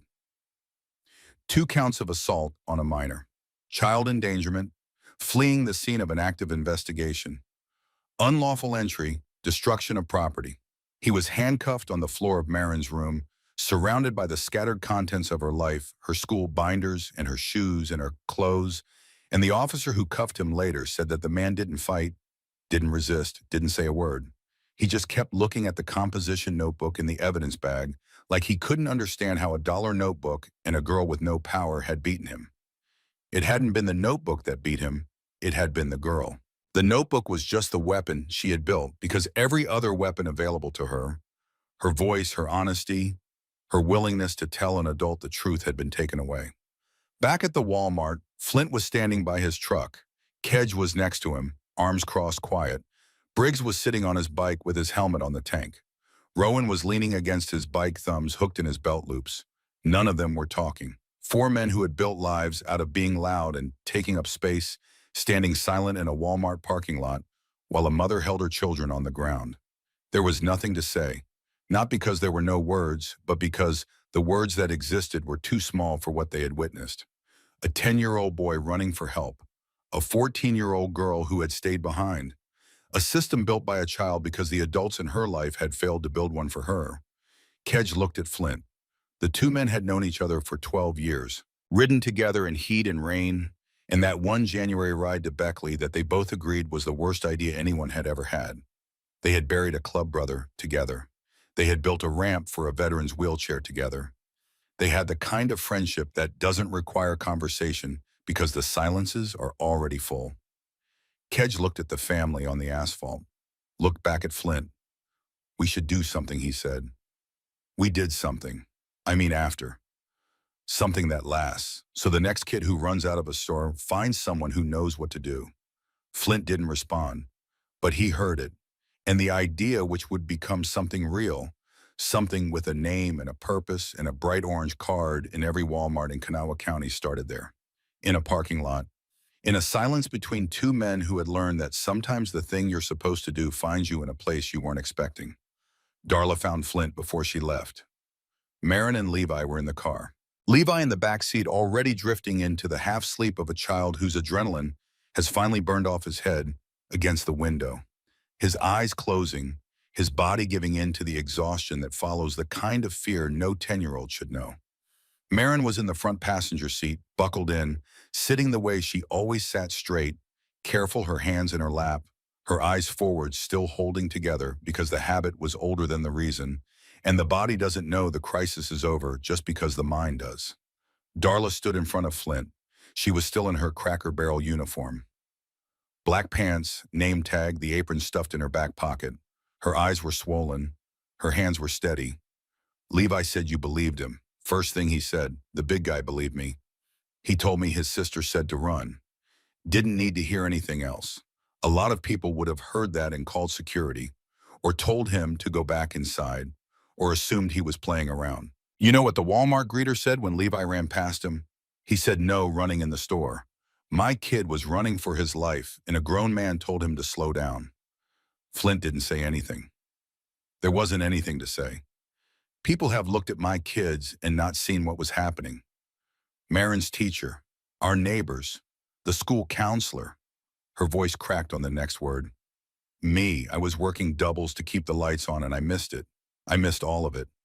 My daughter has been stepping in front of my son for 2 years and I didn't know. She tried to tell Mrs. Pemberton at the school, and Mrs. Pemberton believed Grady instead of her. And after that, Marin decided no adult could be trusted, and she was right. She was right about that. Every adult in her life let her down, including me. You were working. You were trying to keep them fed. The person who should have been helping was the person doing the hurting. That's not your fault. It feels like my fault. I know it does. It won't always. Darla looked at him, at the beard, the tattoos, the vest, the size. The kind of man she might have crossed the street to avoid a year ago if she was being honest with herself. The kind of man her son had been taught to find by a sister who understood at 12 years old that the world judged people by their surface and that sometimes the safest person in the room was the one who looked the most dangerous. She didn't hug him. She shook his hand, firm. The handshake of a woman who was done being soft about things that required being hard. "Thank you for believing my son. And thank you for going inside for my daughter." Marin was the brave one. She told Levi to run, and she stayed. She was willing to take whatever happened so her brother could get out. That's not something you teach a kid. That's something a kid just is.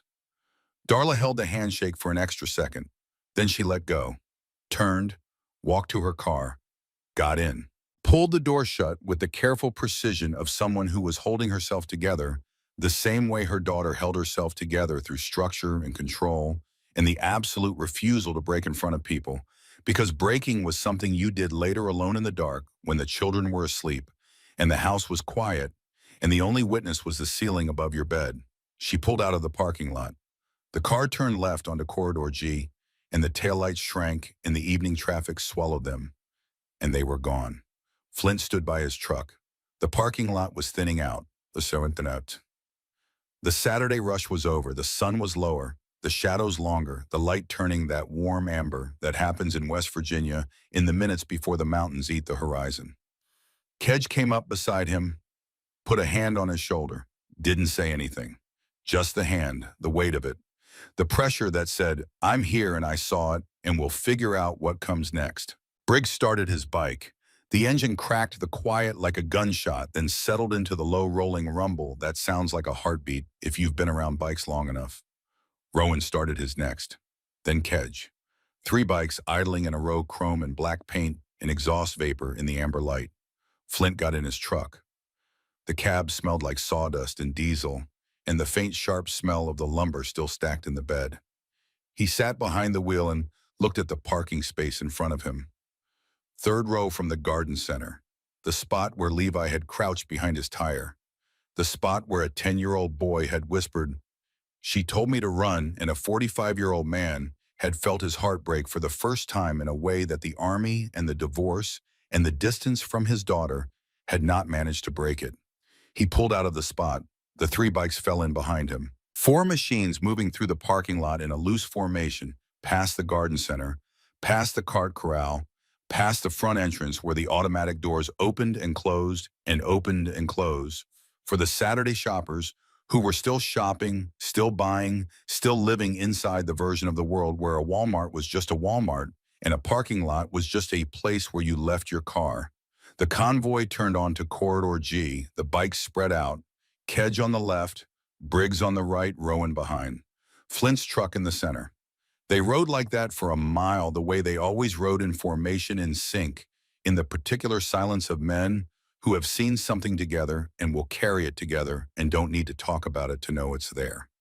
Then the road forked, and Kedge went south, and Briggs went east toward the river, and Rowan went north toward Sissonville, and Flint went home, to his empty house. To the quiet of a contractor's kitchen where the dishes were clean and the coffee maker was programmed for 5 a.m., and the only sound was the refrigerator humming its flat constant note.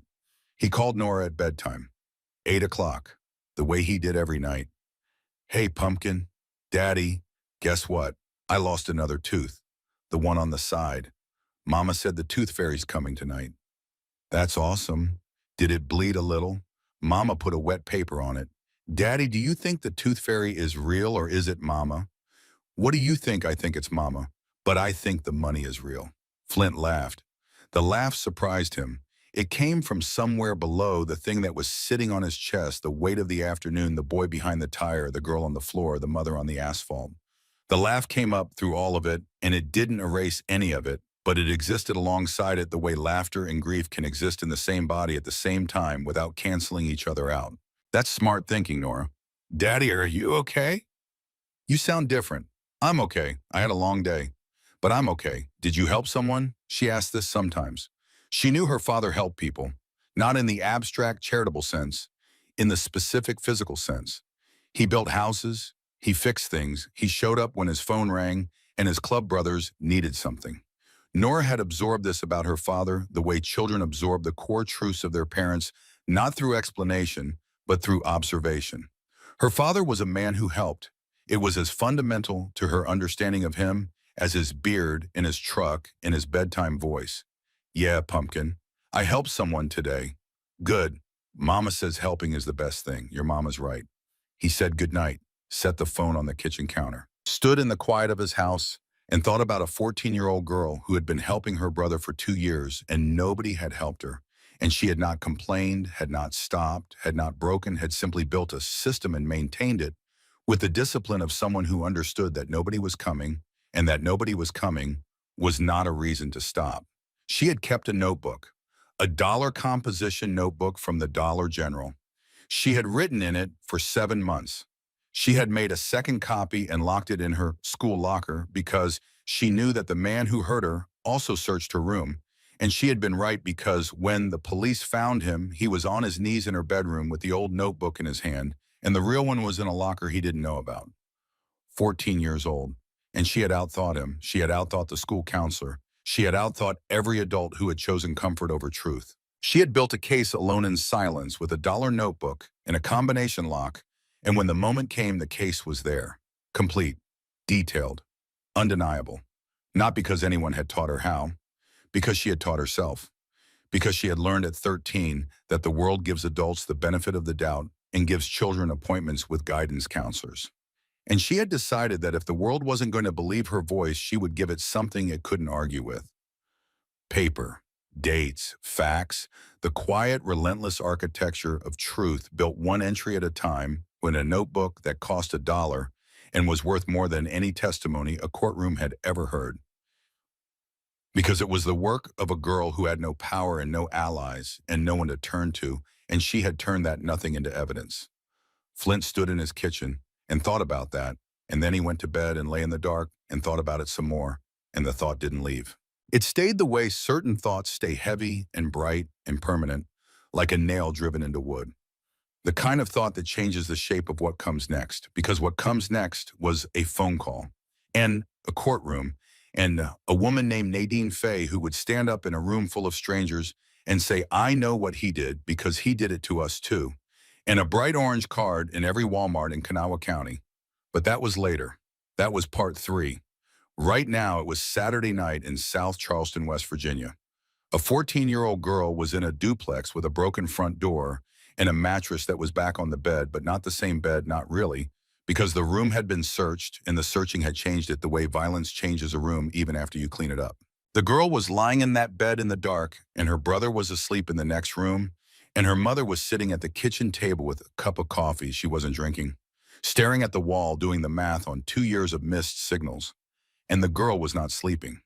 She was lying on her back, looking at the ceiling, her hands on her stomach, her breathing steady, her mind running through the events of the day, the way she ran through everything systematically, looking for errors, looking for gaps, looking for the place where the system had worked and the place where it had almost failed.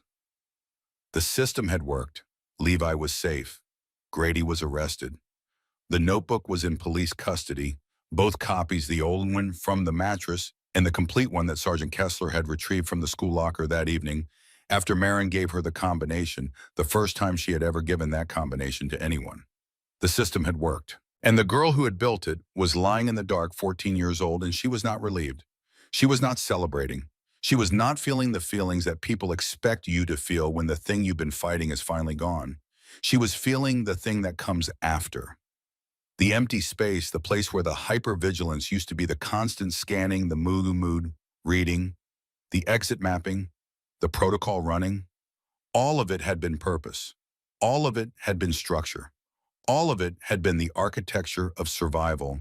And now the threat was gone, and the architecture was still standing, and she was inside it alone, with no one to protect and nothing to prepare for, and no idea what a 14-year-old girl does with her time when she's not running a 2-year security operation for her 10-year-old brother. She lay in the dark, and she thought about the man on the Walmart floor. Flint, the big man who had sat across from her in the clearance aisle and said nothing, who had not tried to fix her or comfort her or tell her it was going to be okay, who had just been there, present, a wall between her and whatever might come next. She thought about how he had looked at her, not with pity, not with the expression adults use when they've decided you're broken and they want to help you back together. He had looked at her the way you look at someone who has done something extraordinary and you know it and they don't. With respect. That was the word. The man had looked at her with respect. She had not been looked at with respect by an adult in 2 years. She had been looked at with suspicion by Grady, with pity by Mrs. Pemberton, with distracted love by her mother, with confusion by teachers who couldn't understand why a bright girl was so quiet, but not respect. Marin Braden lay in the dark in a room that had been ransacked and put back together. And she thought about respect, and she thought about the notebook, and she thought about the fact that tomorrow was Sunday, and she didn't have to read Grady's mood at breakfast, and she didn't have to position herself between him and Levi, and she didn't have to scan for exits or run scenarios or brace for contact. Tomorrow was just Sunday. That was all. Just a day. The kind of day other 14-year-olds had been having for years. The kind of day she had forgotten existed. She closed her eyes, not because she was tired, because she wanted to practice what it felt like to close her eyes in a house where the only people present were people who loved her. It felt unfamiliar. It felt like wearing shoes that were the right size after years of wearing shoes that were too tight. The relief was physical, but the body didn't trust it yet. The body was still braced. The body was still waiting. It would take a long time for the body to stop waiting. Longer than the mind. The mind could process and categorize and file away the threat as resolved. The body doesn't work that way. The body remembers in its own language, a language of flinch and tension, and the involuntary hardening of muscles when a door opens too fast or a voice rises too loud or a hand moves too quickly in the peripheral vision. But the body can also learn. It can relearn. It can, with time and patience and the steady repeated evidence of safety, begin to soften, begin to trust, begin to let the architecture of survival thin out wall by wall until what's left is not a fortress, but a home. Marin didn't know that yet. She would learn it, but not tonight. Tonight, she was 14 years old and lying in the dark in a room that smelled like her own laundry detergent and the faint ghost of the cologne Grady had worn, which would take 3 washes of the curtains and 2 of the carpet to fully remove, and she was breathing. That was all. Just breathing. In and out. The most basic function of a body that had spent 2 years doing extraordinary things. In and out. In the dark. In the quiet. In the first night of whatever came next. The Kanawha County Courthouse sits on Virginia Street in Charleston, West Virginia. It is a building made of limestone in purpose with columns at the entrance and hallways that echo and courtrooms where the air smells like old wood and floor polish, and the particular staleness of rooms where people's lives are decided by other people sitting in chairs. Marin Braden walked into that building on a Tuesday morning in October, 6 weeks after the Walmart. She was wearing clothes her mother had bought her the week before, new clothes. Not clearance, not goodwill, because Darla had taken a hard look at the family budget and decided that her daughter was going to walk into a courtroom looking like a girl who deserved to be believed, and that meant new shoes and a shirt that fit and jeans without holes at the knees. Marin had argued against the new clothes, not because she didn't want them, because spending money on her felt wrong. It had felt wrong for 2 years. Every dollar Darla earned was a dollar that kept the lights on, or put food in the refrigerator, or covered the rent on the duplex, and Marin had internalized that math so deeply that buying herself a $12 shirt from Target felt like stealing from her own family. Darla had looked at her across the kitchen table where they'd been having this conversation, and she had said something that Marin would remember for the rest of her life. She said, "You have been spending yourself on this family for 2 years. Your time, your body, your sleep, your childhood. You spent all of it, and you never once asked for change. So I am buying you a shirt, Marin, and you are going to let me, because that is the smallest thing I can do, and I need to do at least the smallest thing." Marin let her buy the shirt. The preliminary hearing was scheduled for 10 o'clock. It was not a trial. It was the proceeding that determined whether there was enough evidence to move forward to trial. And in the weeks since the Walmart, the evidence had grown the way evidence grows when someone has been documenting it meticulously for 7 months in a dollar composition notebook. The notebook was the centerpiece. Sergeant Kessler had retrieved the complete version from Marin's school locker the evening of the Walmart. The combination was 143208. Marin had chosen those numbers for a reason she never told anyone. 14 was her age. 32 was the number of incidents she had documented by the time she set the combination. 8 was how old Levi had been when Grady moved in. The lock held everything that mattered, and the numbers that opened it were a map of everything she had lost.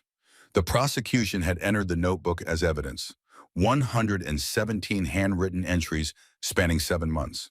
Dates, times, locations, descriptions. What Grady did, what Grady said afterward, where Levi was during each incident, where Darla was, what Marin looked like in the mirror when she checked for marks. She had written it all in the same careful factual prose she used for everything, no emotion, no adjectives, no pleas for help. Just the record. The cold, meticulous, undeniable record of a girl who had learned that the truth needs architecture to stand up in a world that prefers the convenience of looking away. Grady Prescott's attorney was a man named Dale Sutter, a public defender from Kanawha County, who had been practicing law for 22 years and had seen enough cases to know when one was lost before it started. But his job was to defend, and he did it the way he always did, by attacking the credibility of the accusers. He started with the behavioral issues, the vivid imagination, the same language Grady had used with Mrs. Pemberton, the same script. The argument was that Marin was a troubled girl from a broken home with a history of making things up for attention, and that the notebook was not evidence but fiction, a creative project by a child who had confused her imagination with reality. It was a strategy that had worked before. It had worked in Mrs. Pemberton's office. It had worked because Grady was in the room wearing the mask, performing the concerned parent, and the performance was convincing enough that a professional whose job was to protect children chose to believe it. But Grady was not in the room this time. Not in the way that mattered. He was sitting at the defense table in an orange jumpsuit, unshaven, without the button-down shirt, and the easy smile and the warm voice. The mask was gone. Not because he had chosen to remove it, because the context had removed it for him. An orange jumpsuit does not accommodate masks. A defendant's table does not support performances. The architecture of the courtroom had stripped him of his primary weapon, and what was left was a stocky man with a shaved head and flat eyes and nothing between him and the truth except a public defender's argument that a 14-year-old girl was making it all up. Marin took the stand. She had been prepared by the prosecutor, a woman named Gail Thornton, who had spent 2 hours with Marin in her office the week before, not coaching her, not telling her what to say, but helping her understand the process. The questions that would come, the way the defense would try to rattle her, the importance of staying calm, staying factual, staying inside the architecture she had already built. Marin didn't need the coaching. She had been calm and factual for 2 years. It was the only mode she had. She sat in the witness chair, which was too big for her the way most adult furniture is too big for a 14-year-old, and she answered the prosecutor's questions the way she had written the notebook.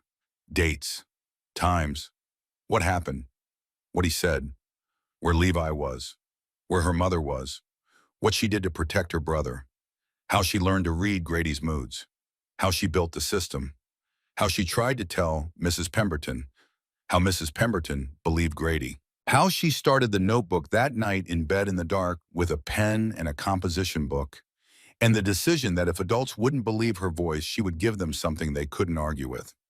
The courtroom was quiet, not the quiet of boredom, the quiet of people listening. The judge, the attorneys, the clerk, the handful of observers in the gallery, all of them watching this girl in her new Target shirt and her ponytail, this girl who was speaking in a voice that had no tremor in it because she had trained the tremor out of herself the way athletes train weaknesses out of their stride. The defense attorney began his cross-examination.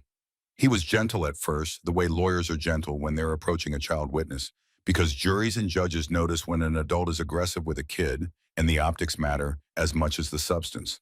Marin, you have a pretty active imagination, don't you? No, sir. Your teachers have said you're creative. You write stories for class. I write essays. I don't write fiction. But you could write fiction, couldn't you? You have the skills. Marin looked at him, not with defiance, with the quiet patience of someone who has been underestimated before and has learned to let the underestimation work in her favor. I could write fiction, but I didn't. The notebook has dates. The dates match calendar events, school holidays, my mother's work schedule. I wrote that we went to Golden Corral on March 15th. My mother's bank statement shows a charge at Golden Corral on March 15th. I wrote that Grady picked us up from school early on April 7th. The school has a sign-out record for April 7th with his signature. Every entry in that notebook can be verified by something other than my word. I didn't make it that way by accident. Sutter paused. The pause was the legal equivalent of a man who has stepped on something unexpected and is looking down to see what it is. He had expected a 14-year-old. He had gotten something else. He had gotten a girl who had spent 7 months building a document designed specifically to withstand the argument he was making, and she had built it at 13 alone in a room where the man she was documenting searched her belongings, and she had done it so well that a 22-year veteran of the Kanawha County Public Defender's Office was standing in a courtroom with nothing left to say. He moved on. He asked about the behavioral issues, about the claims Grady had made at the school meeting.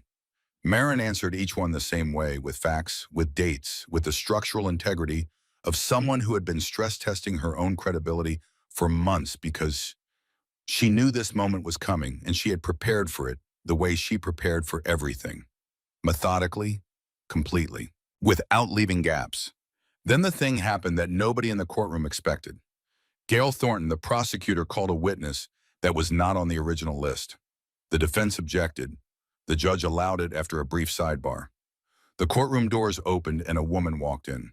She was in her early 30s, thin, brown hair cut short. She was wearing a blue blouse that she kept smoothing with her right hand, the fabric bunching and releasing between her fingers in a rhythm that anyone who understood anxiety would recognize as the physical expression of a mind that was running at full speed and a body that was trying to keep up. Her name was Nadine Faye. She walked to the witness stand. She sat down. She looked at Grady Prescott at the defense table, and Grady looked at her, and something moved across his face that was not the mask and was not the anger, but was something worse. Recognition. The recognition of a man who has just seen his past walk through a door he thought was closed. Nadine Faye had been Grady Prescott's girlfriend before Darla, 3 years before, in Fayette County, 40 minutes south. She had a daughter, Brinley, who was 11 years old now, but had been 8 when Grady moved into their apartment on Maple Street in Oak Hill, with a toolbox and a smile and a plan that looked exactly like the plan he had brought to Darla's duplex, because it was the same plan. It was always the same plan. Nadine spoke. Her voice was not calm the way Marin's was calm. Her voice shook. She was not 14 years old, and she had not spent 2 years training herself to be a witness. She was a woman in her early 30s who had spent 3 years trying to forget what happened in the apartment on Maple Street and had not succeeded because the body remembers what the mind tries to file away. She told the courtroom about Grady, the charm, the first months, the shift, the voice that changed when the door closed, the hands that gripped too tight, the smile that came back when other people were watching, the same pattern, the same escalation, the same mask. She told them about Brinley, about the day she came home from work and found her daughter sitting on the bathroom floor with a bruise on her arm in the shape of 4 fingers and a thumb, about how she called the police, about how Grady arrived before the police did and was standing in the kitchen when they knocked, wearing the mask, the button-down shirt of charm, the easy voice, the concerned partner posture, and how he told the officers that Brinley had fallen off her bike and that Nadine was prone to overreaction, and the officers had looked at the bike in the yard and looked at the bruise and made a judgment call, and the judgment call was wrong. The officers left. Grady stayed. Nadine left 2 weeks later at 3 in the morning with Brinley in the back seat and a garbage bag of clothes in the trunk, and she drove to her mother's house in Beckley, and she never went back. She had filed a report. The report went nowhere. There was insufficient evidence. There was no documentation. There was only her word and Brinley's word against the word of a man who smiled in the right places and said the right things, and the system, which was supposed to protect people like Nadine and Brinley, had looked at the smile and the word and the insufficient evidence and closed the file. Nadine had not known about Darla, had not known about Marin and Levi, had not known that the man who had hurt her daughter had moved 40 minutes north and found another family and done the same thing.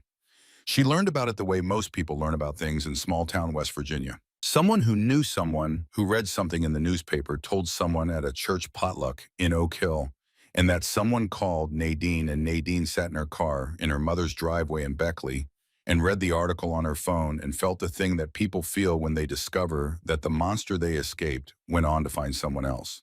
She called the prosecutor's office the next morning. She said, "I know what he did because he did it to us too.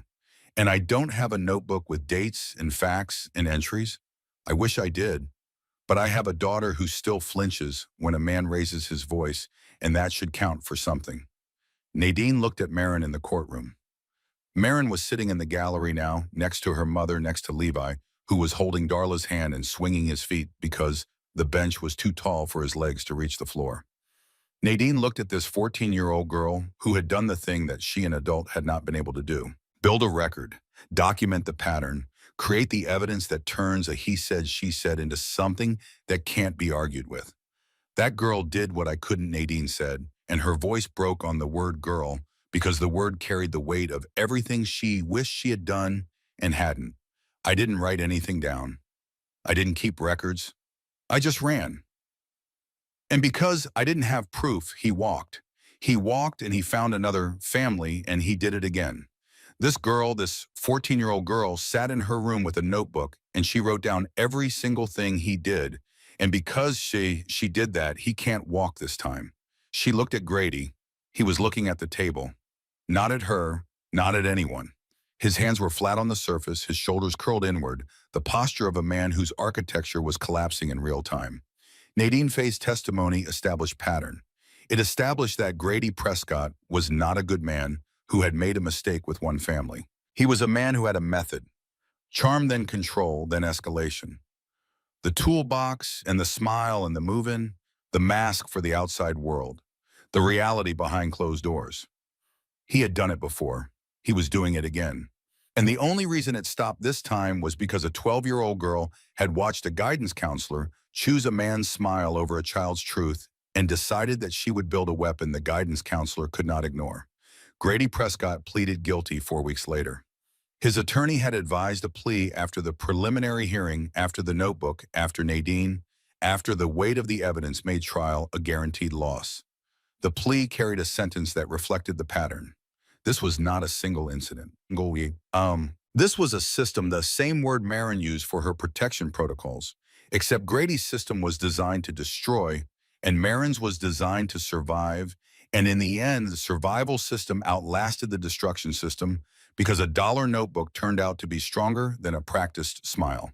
Marin did not attend the sentencing. She did not want to see Grady again. She had seen enough of him to last several lifetimes, and the courtroom with its limestone columns and echoing hallways was a place she associated with the telling of a story she wanted to stop telling and start living past. Darla attended. She sat in the gallery and listened to the judge read the sentence, and she felt the weight of it settle into her chest. Not relief, not satisfaction, something heavier and more complicated. The weight of knowing that the system had worked eventually, but only because her daughter had forced it to work. The system had not protected Marin. Marin had protected the system's case, and there was a difference between those two things that Darla would think about for years. She walked out of the courthouse into the November light. The air was cold and smelled like wet leaves and car exhaust. She stood on the steps and looked at the street and the traffic and the people walking past ordinary people on an ordinary Tuesday. And she thought about the word ordinary and how it had a different meaning now. Ordinary meant Grady was gone. Ordinary meant the front door locked properly because the landlord had replaced the frame that Grady had shouldered in. Ordinary meant Marin could leave a notebook on her desk without wondering if it would be there when she got home. Ordinary meant Levi could spill water at dinner without consequence. Ordinary was the thing she was trying to rebuild one day at a time with the tools she had available, which were fewer and simpler than she wanted them to be, but enough. Enough to start. The rebuilding took time. It took longer than the crisis. This is the thing nobody tells you about the aftermath. The crisis has a shape. It has a beginning, a middle, and end. The aftermath has no shape. It is formless and ongoing, and it doesn't announce itself with running or hiding or notebooks. It announces itself at breakfast when Marin flinches because a cabinet door closes too hard. It announces itself at bedtime when Levi asks if the front door is locked and then asks again.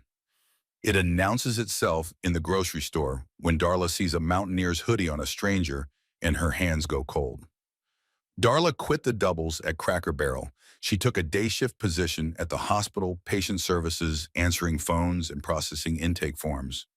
The pay was less.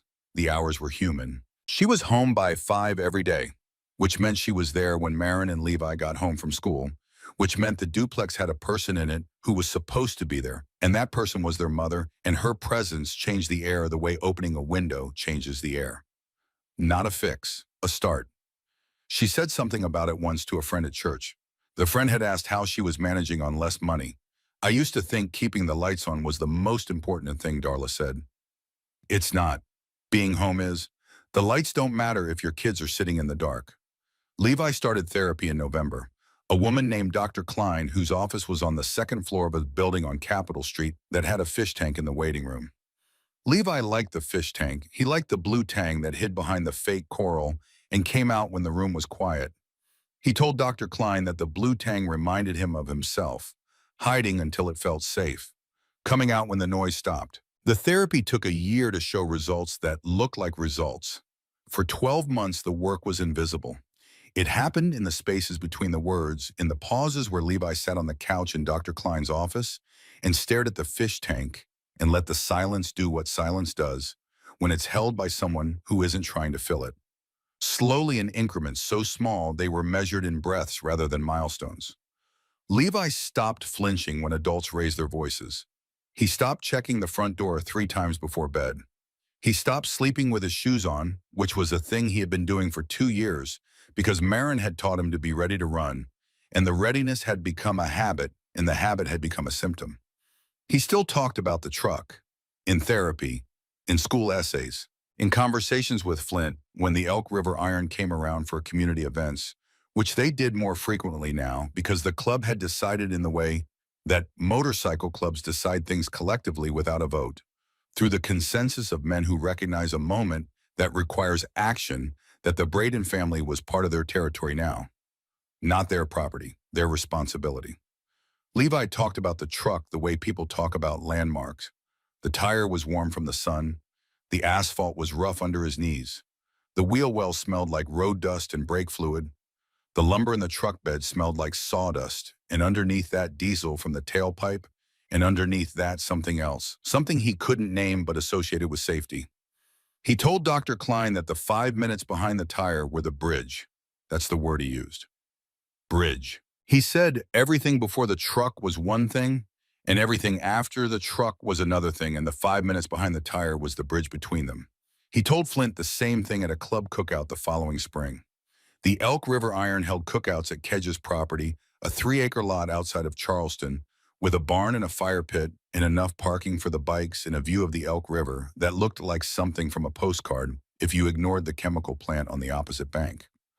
I picked your truck because it was the biggest thing in the parking lot, Levi said. He was holding a hot dog in one hand and a can of grape soda in the other, and he was sitting on a log next to the fire pit with the casual ease of a boy who was comfortable around large men with beards and tattoos, which was a comfort that had been earned in a Walmart parking lot and reinforced at every cookout and every community event, and every time one of the Elk River brothers showed up at a school function or a track meet and stood in the back row like a wall that nothing bad could get past. Marin taught me. She said if you need help, find the biggest person you can. She said big people are harder to argue with. What if it had been some little Honda, Flint asked? Then I would have kept running until I found a truck. Flint laughed, the first real laugh he'd had about that day. The sound of it surprised him the way laughter still surprised him when it came from the vicinity of that memory. The memory was heavy. It would always be heavy. But the laugh existed alongside it now the way wildflowers grow in places where the soil has been disturbed. Not because of the disturbance, in spite of it, smart kid Flint said. Marin taught me, Levi said again. Because for Levi, every good decision he had made on that Saturday afternoon traced back to the same source. His sister, the girl who had taught him to run. The girl who had taught him to find the biggest thing. The girl who had stayed behind so he could get out. The Elk River Iron MC launched the program in January, 8 months after the Walmart. They called it Run and Tell, which were the words Marin had said to Levi, and the words Levi had carried into the parking lot, and the words that had started everything. The program was simple in the way that the best things are simple. Bright orange information cards the size of a business card printed on thick stock with rounded corners. The cards were placed in Walmart's grocery stores, gas stations, laundromats, and parking lots across Kanawha County. They were tucked into community bulletin boards and taped to bathroom mirrors and slipped into the plastic holders on shopping cart handles. The front of the card read, "If a child runs to you." Below that, 4 words each on its own line. Stop, listen, believe, call 911. And at the bottom in smaller text, you might be the only adult who does. Kedge had the idea. Flint funded the first print run. Briggs and Rowan handled distribution. The design was Kedge's wife, who worked in graphic design and donated her time. But the words on the card were Marin's. She had written them at the kitchen table on a Tuesday evening in December. Darla was making dinner. Levi was doing homework at the other end of the table, his pencil scratching in the quiet, his blue tang concentration face on tongue between his teeth. Flint had called that afternoon and asked Marin if she wanted to help with the wording. He hadn't asked out of politeness. He had asked because he understood something that most adults don't understand about children who have survived what Marin survived. They don't need to be rescued. They need to be useful. They need to know that the thing they went through produced something other than damage. They need to see their experience converted into action, because action is the antidote to helplessness. And helplessness is the thing that lingers longest after the crisis is over. Marin had sat with a piece of notebook paper, the lined kind, and she had written several versions. Flint had suggested language about recognizing signs of abuse, about calling hotlines, about being vigilant. Marin had crossed all of it out. That's too much, she said. If there's too much information, people won't read it. They'll look at it and feel overwhelmed and put it back. It has to be simple. 4 things. Stop, listen, believe, call. That's it. That's what I needed someone to do. Nobody stopped. Nobody listened. Mrs. Pemberton didn't believe me. Nobody called. She wrote the bottom line last. You might be the only adult who does. She had stared at that line for a long time before she showed it to anyone because the line was not about other children. The line was about her. She had been the child that adults walked past, the child that a guidance counselor dismissed, the child that an entire Walmart full of Saturday shoppers had failed to see. And the line was her way of saying that to the world without saying it about herself. The cards went out in January. By March, there were 6,000 in circulation across Kanawha County. By June, a teacher in Putnam County requested a box for her school.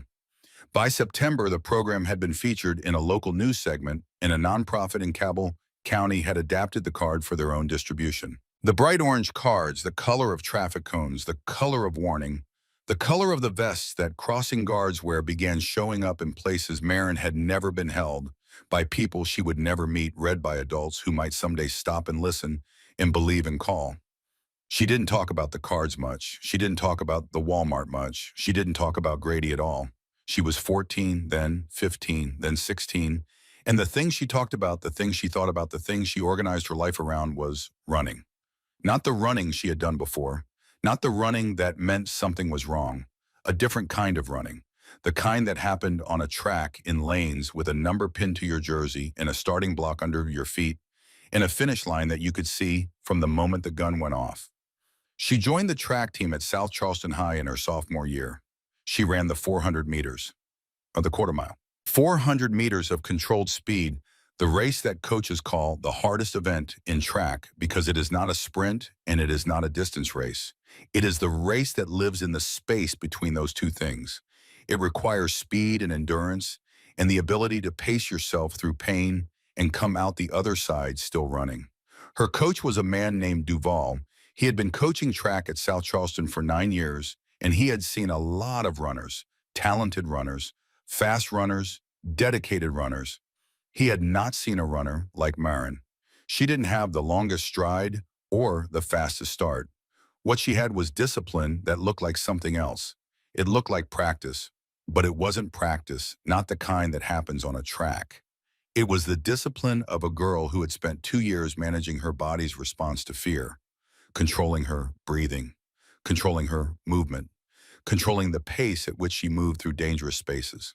The skills that had kept her alive in a duplex with Grady Prescott translated directly, almost perfectly, to the skills required to run 400 meters at full capacity without breaking form. She never complained during training. She never quit a rep. She never slowed in the final 100 meters when every other runner's form broke down, when the lactic acid hit and the legs went heavy and the lungs screamed and the body said stop. Marin did not stop. She had been trained by 2 years of something far worse than interval workouts to push through the moment when the body says stop, because stopping had never been an option. Where do you learn to push through pain like that? Coach Duval asked her once after a practice where she had run 8 400-meter repeats without a single rep slower than 68 seconds. The other girls were bent over, hands on knees, gasping. Marin was standing upright, breathing hard, but controlled her ponytail, swinging her face, showing effort but not surrender. Practice, she said. And she didn't mean track practice. But Duval didn't know that, and she didn't explain, because the explanation belonged to a part of her life that she was building a wall around, not to hide it, but to contain it, to keep it in its place so it didn't leak into the parts of her life that she was building new. The regional meet was in April, spring in West Virginia, which means unpredictable. The morning started cold, 42 degrees, the kind of cold that makes you question the concept of outdoor sports. By noon, it was 58, and the sun was out, and the track at Laidleyfield was dry, and the bleachers were filling with parents and coaches and teammates, and the particular energy that surrounds high school athletics, which is the energy of young people doing difficult things while the people who love them watch. Marin was in lane 4. She had drawn it in the seating, which placed her in the middle of the field, with runners on both sides, which meant she would see the leaders in the stagger and gauge her pace by their positions. She stood on the starting block and put her fingers on the track. The surface was warm from the afternoon sun. The rubber was gritty under her fingertips. She could hear the crowd, a murmur of voices and shuffling feet, and the occasional shout from a coach. She could hear the wind light from the southwest, which would be at her back on the final straight. She could hear Levi. He was in the stands. She didn't have to look. She could hear him the way she had always been able to find him, by the specific frequency of his voice, which was deeper now than it had been 2 years ago, but still carried the same three-note hum when he was nervous and the same full-volume shout when he was excited. He was excited now. He was shouting her name from somewhere in the middle of the bleachers, and the sound of it reached her on the starting block the way sunlight reaches the bottom of deep water, diminished but unmistakable. Darla was next to him. Maren knew this without looking because Darla came to every meet now. She had rearranged her schedule at the hospital to make every single one because being present was the currency she traded in now, the coin of the realm in the new economy of their family, where showing up was worth more than any double shift had ever earned. And in the back row of the bleachers, because they always sat in the back row, were Flint Hargrove and Kedge Tully. Two men in leather vests and boots sitting among the parents and the grandparents and the siblings, looking exactly like what they were, which was bikers at a high school track meet, which was a thing that made no sense unless you knew the story, and the people around them didn't know the story, but they knew enough to know that these men were here for a reason, and the reason was the girl in lane 4. The Elk River Iron had been coming to Maren's meet since the first one.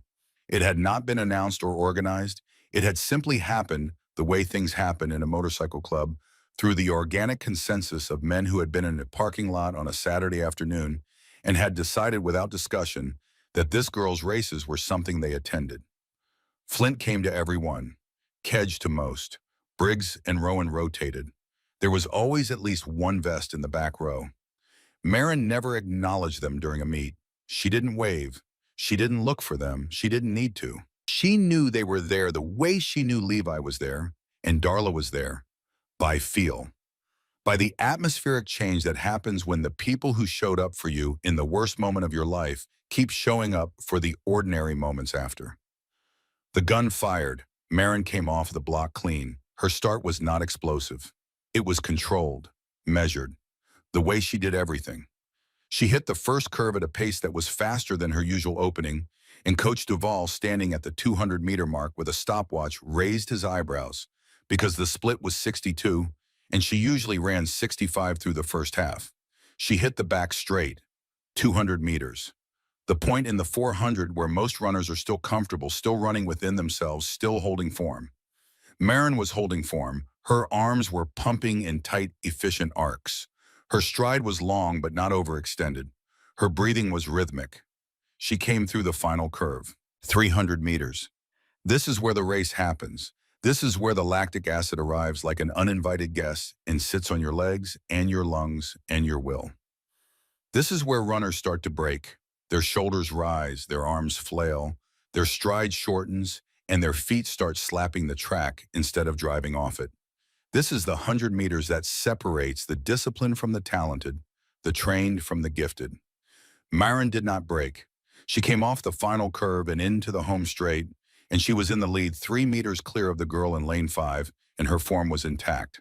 Arms tight, stride long, eyes on the finish line, which was 70 meters away, then 50, then 30, and the crowd was on its feet because the people in the stands could see what was happening. They could see a girl running the last 100 meters of a quarter mile without breaking form, without slowing, without the visible suffering that every other runner in the field was displaying, and they didn't know why, and it didn't matter why, because the why was hers and the running was theirs to watch. And what they were watching was a 16-year-old girl crossing a finish line 3 full seconds ahead of the field. 3 seconds. In the 400 meters, 3 seconds is a lifetime. 3 seconds is dominance. 3 seconds is the margin of a runner who was not in a race with the other girls on the track, but was in a race with something else, something internal, something that had been chasing her for 4 years, and that she had finally, on a warm April afternoon at Laidley Field, outrun. She crossed the line, slowed, bent at the waist with her hands on her knees, breathed. The air was warm and tasted like rubber and sweat and the particular sweetness of cut grass from the infield. Levi was screaming her name from the bleachers. Not the three-note hum, the full-volume 12-year-old uninhibited shout of a brother who had watched his sister do something extraordinary and wanted the entire state of West Virginia to know about it. Darla was standing next to him, her hand over her mouth, crying the way mothers cry at track meets, not because the race was fast, but because the girl who ran it was her daughter. And her daughter was running, and the running meant something different now than it had meant before. In the back row, Flint sat with his arms on his knees, watching. Kedge was next to him, clapping the slow, heavy clap of a man whose hands are the size of dinner plates. They didn't shout. They didn't need to. Their presence was the statement. After the race, a reporter from the Charleston Gazette-Mail found Marin near the concession stand. She was drinking water and stretching and doing the post-race routine that Coach Duval required of all his runners. The reporter was young mid-20s with a notebook and a voice recorder. She had been covering the regional meet, and she had seen the 3-second margin, and she wanted to know about the girl who had run the 400 like she was being chased by something nobody else could see. Marin, that was an incredible race. What does running mean to you? Marin thought about the question. She stood there with the water bottle in her hand and the April sun on her face, and the sound of Levi's voice still ringing somewhere in the back of her hearing, and she thought about what running meant. When I was 12, running meant something was wrong. She said it simply, without drama, without the cinematic pause that a different person might have inserted for effect. She said it the way she said everything, as a fact, as a piece of the record, as a date and a time and a thing that happened. Now it means I'm fast. That's it. I'm just fast. The reporter wrote it down. She didn't know the full weight of what she had written. She didn't know about the Walmart or the tire or the notebook or the school counselor who chose a smile over a truth. She just wrote down the words because the words were good, and the girl who said them was fast, and the story would run in tomorrow's sports section with a photo of a 16-year-old girl crossing a finish line with 3 seconds of daylight between her and the next runner. But the words were more than a quote. They were a translation. They were the conversion of 4 years of surviving into 2 sentences that contained everything and explained nothing because the explanation was private and the running was public. And Marin had learned a long time ago that you could give the world the result without giving it the reason. When I was 12, running meant something was wrong. Now it means I'm fast. That was her story, the whole thing. From the Walmart to the courtroom to the track. From the girl holding a shopping basket like a shield to the girl holding a water bottle after a regional title. From the girl who told her brother to run to the girl who ran for herself. Flint still parked in the same spot every time he went to that Walmart. Same row, third from the garden center. Near the spot where a boy had crouched behind his tire on a Saturday afternoon and said the words that changed the direction of the day, and it turned out the direction of several lives. He didn't park there because he was looking for another kid. He wasn't standing guard. He wasn't running surveillance. He parked there because the spot reminded him of something he didn't want to forget. The biggest thing in a parking lot isn't always a truck. Sometimes it's the moment you decide to believe a scared kid instead of walking past. Sometimes it's a dollar notebook in a school locker.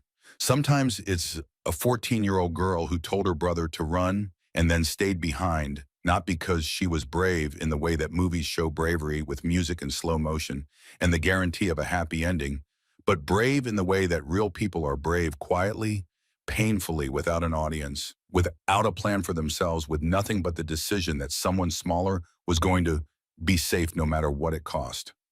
Marin Braden was fast now, that's all, just fast. And that was enough. That was everything.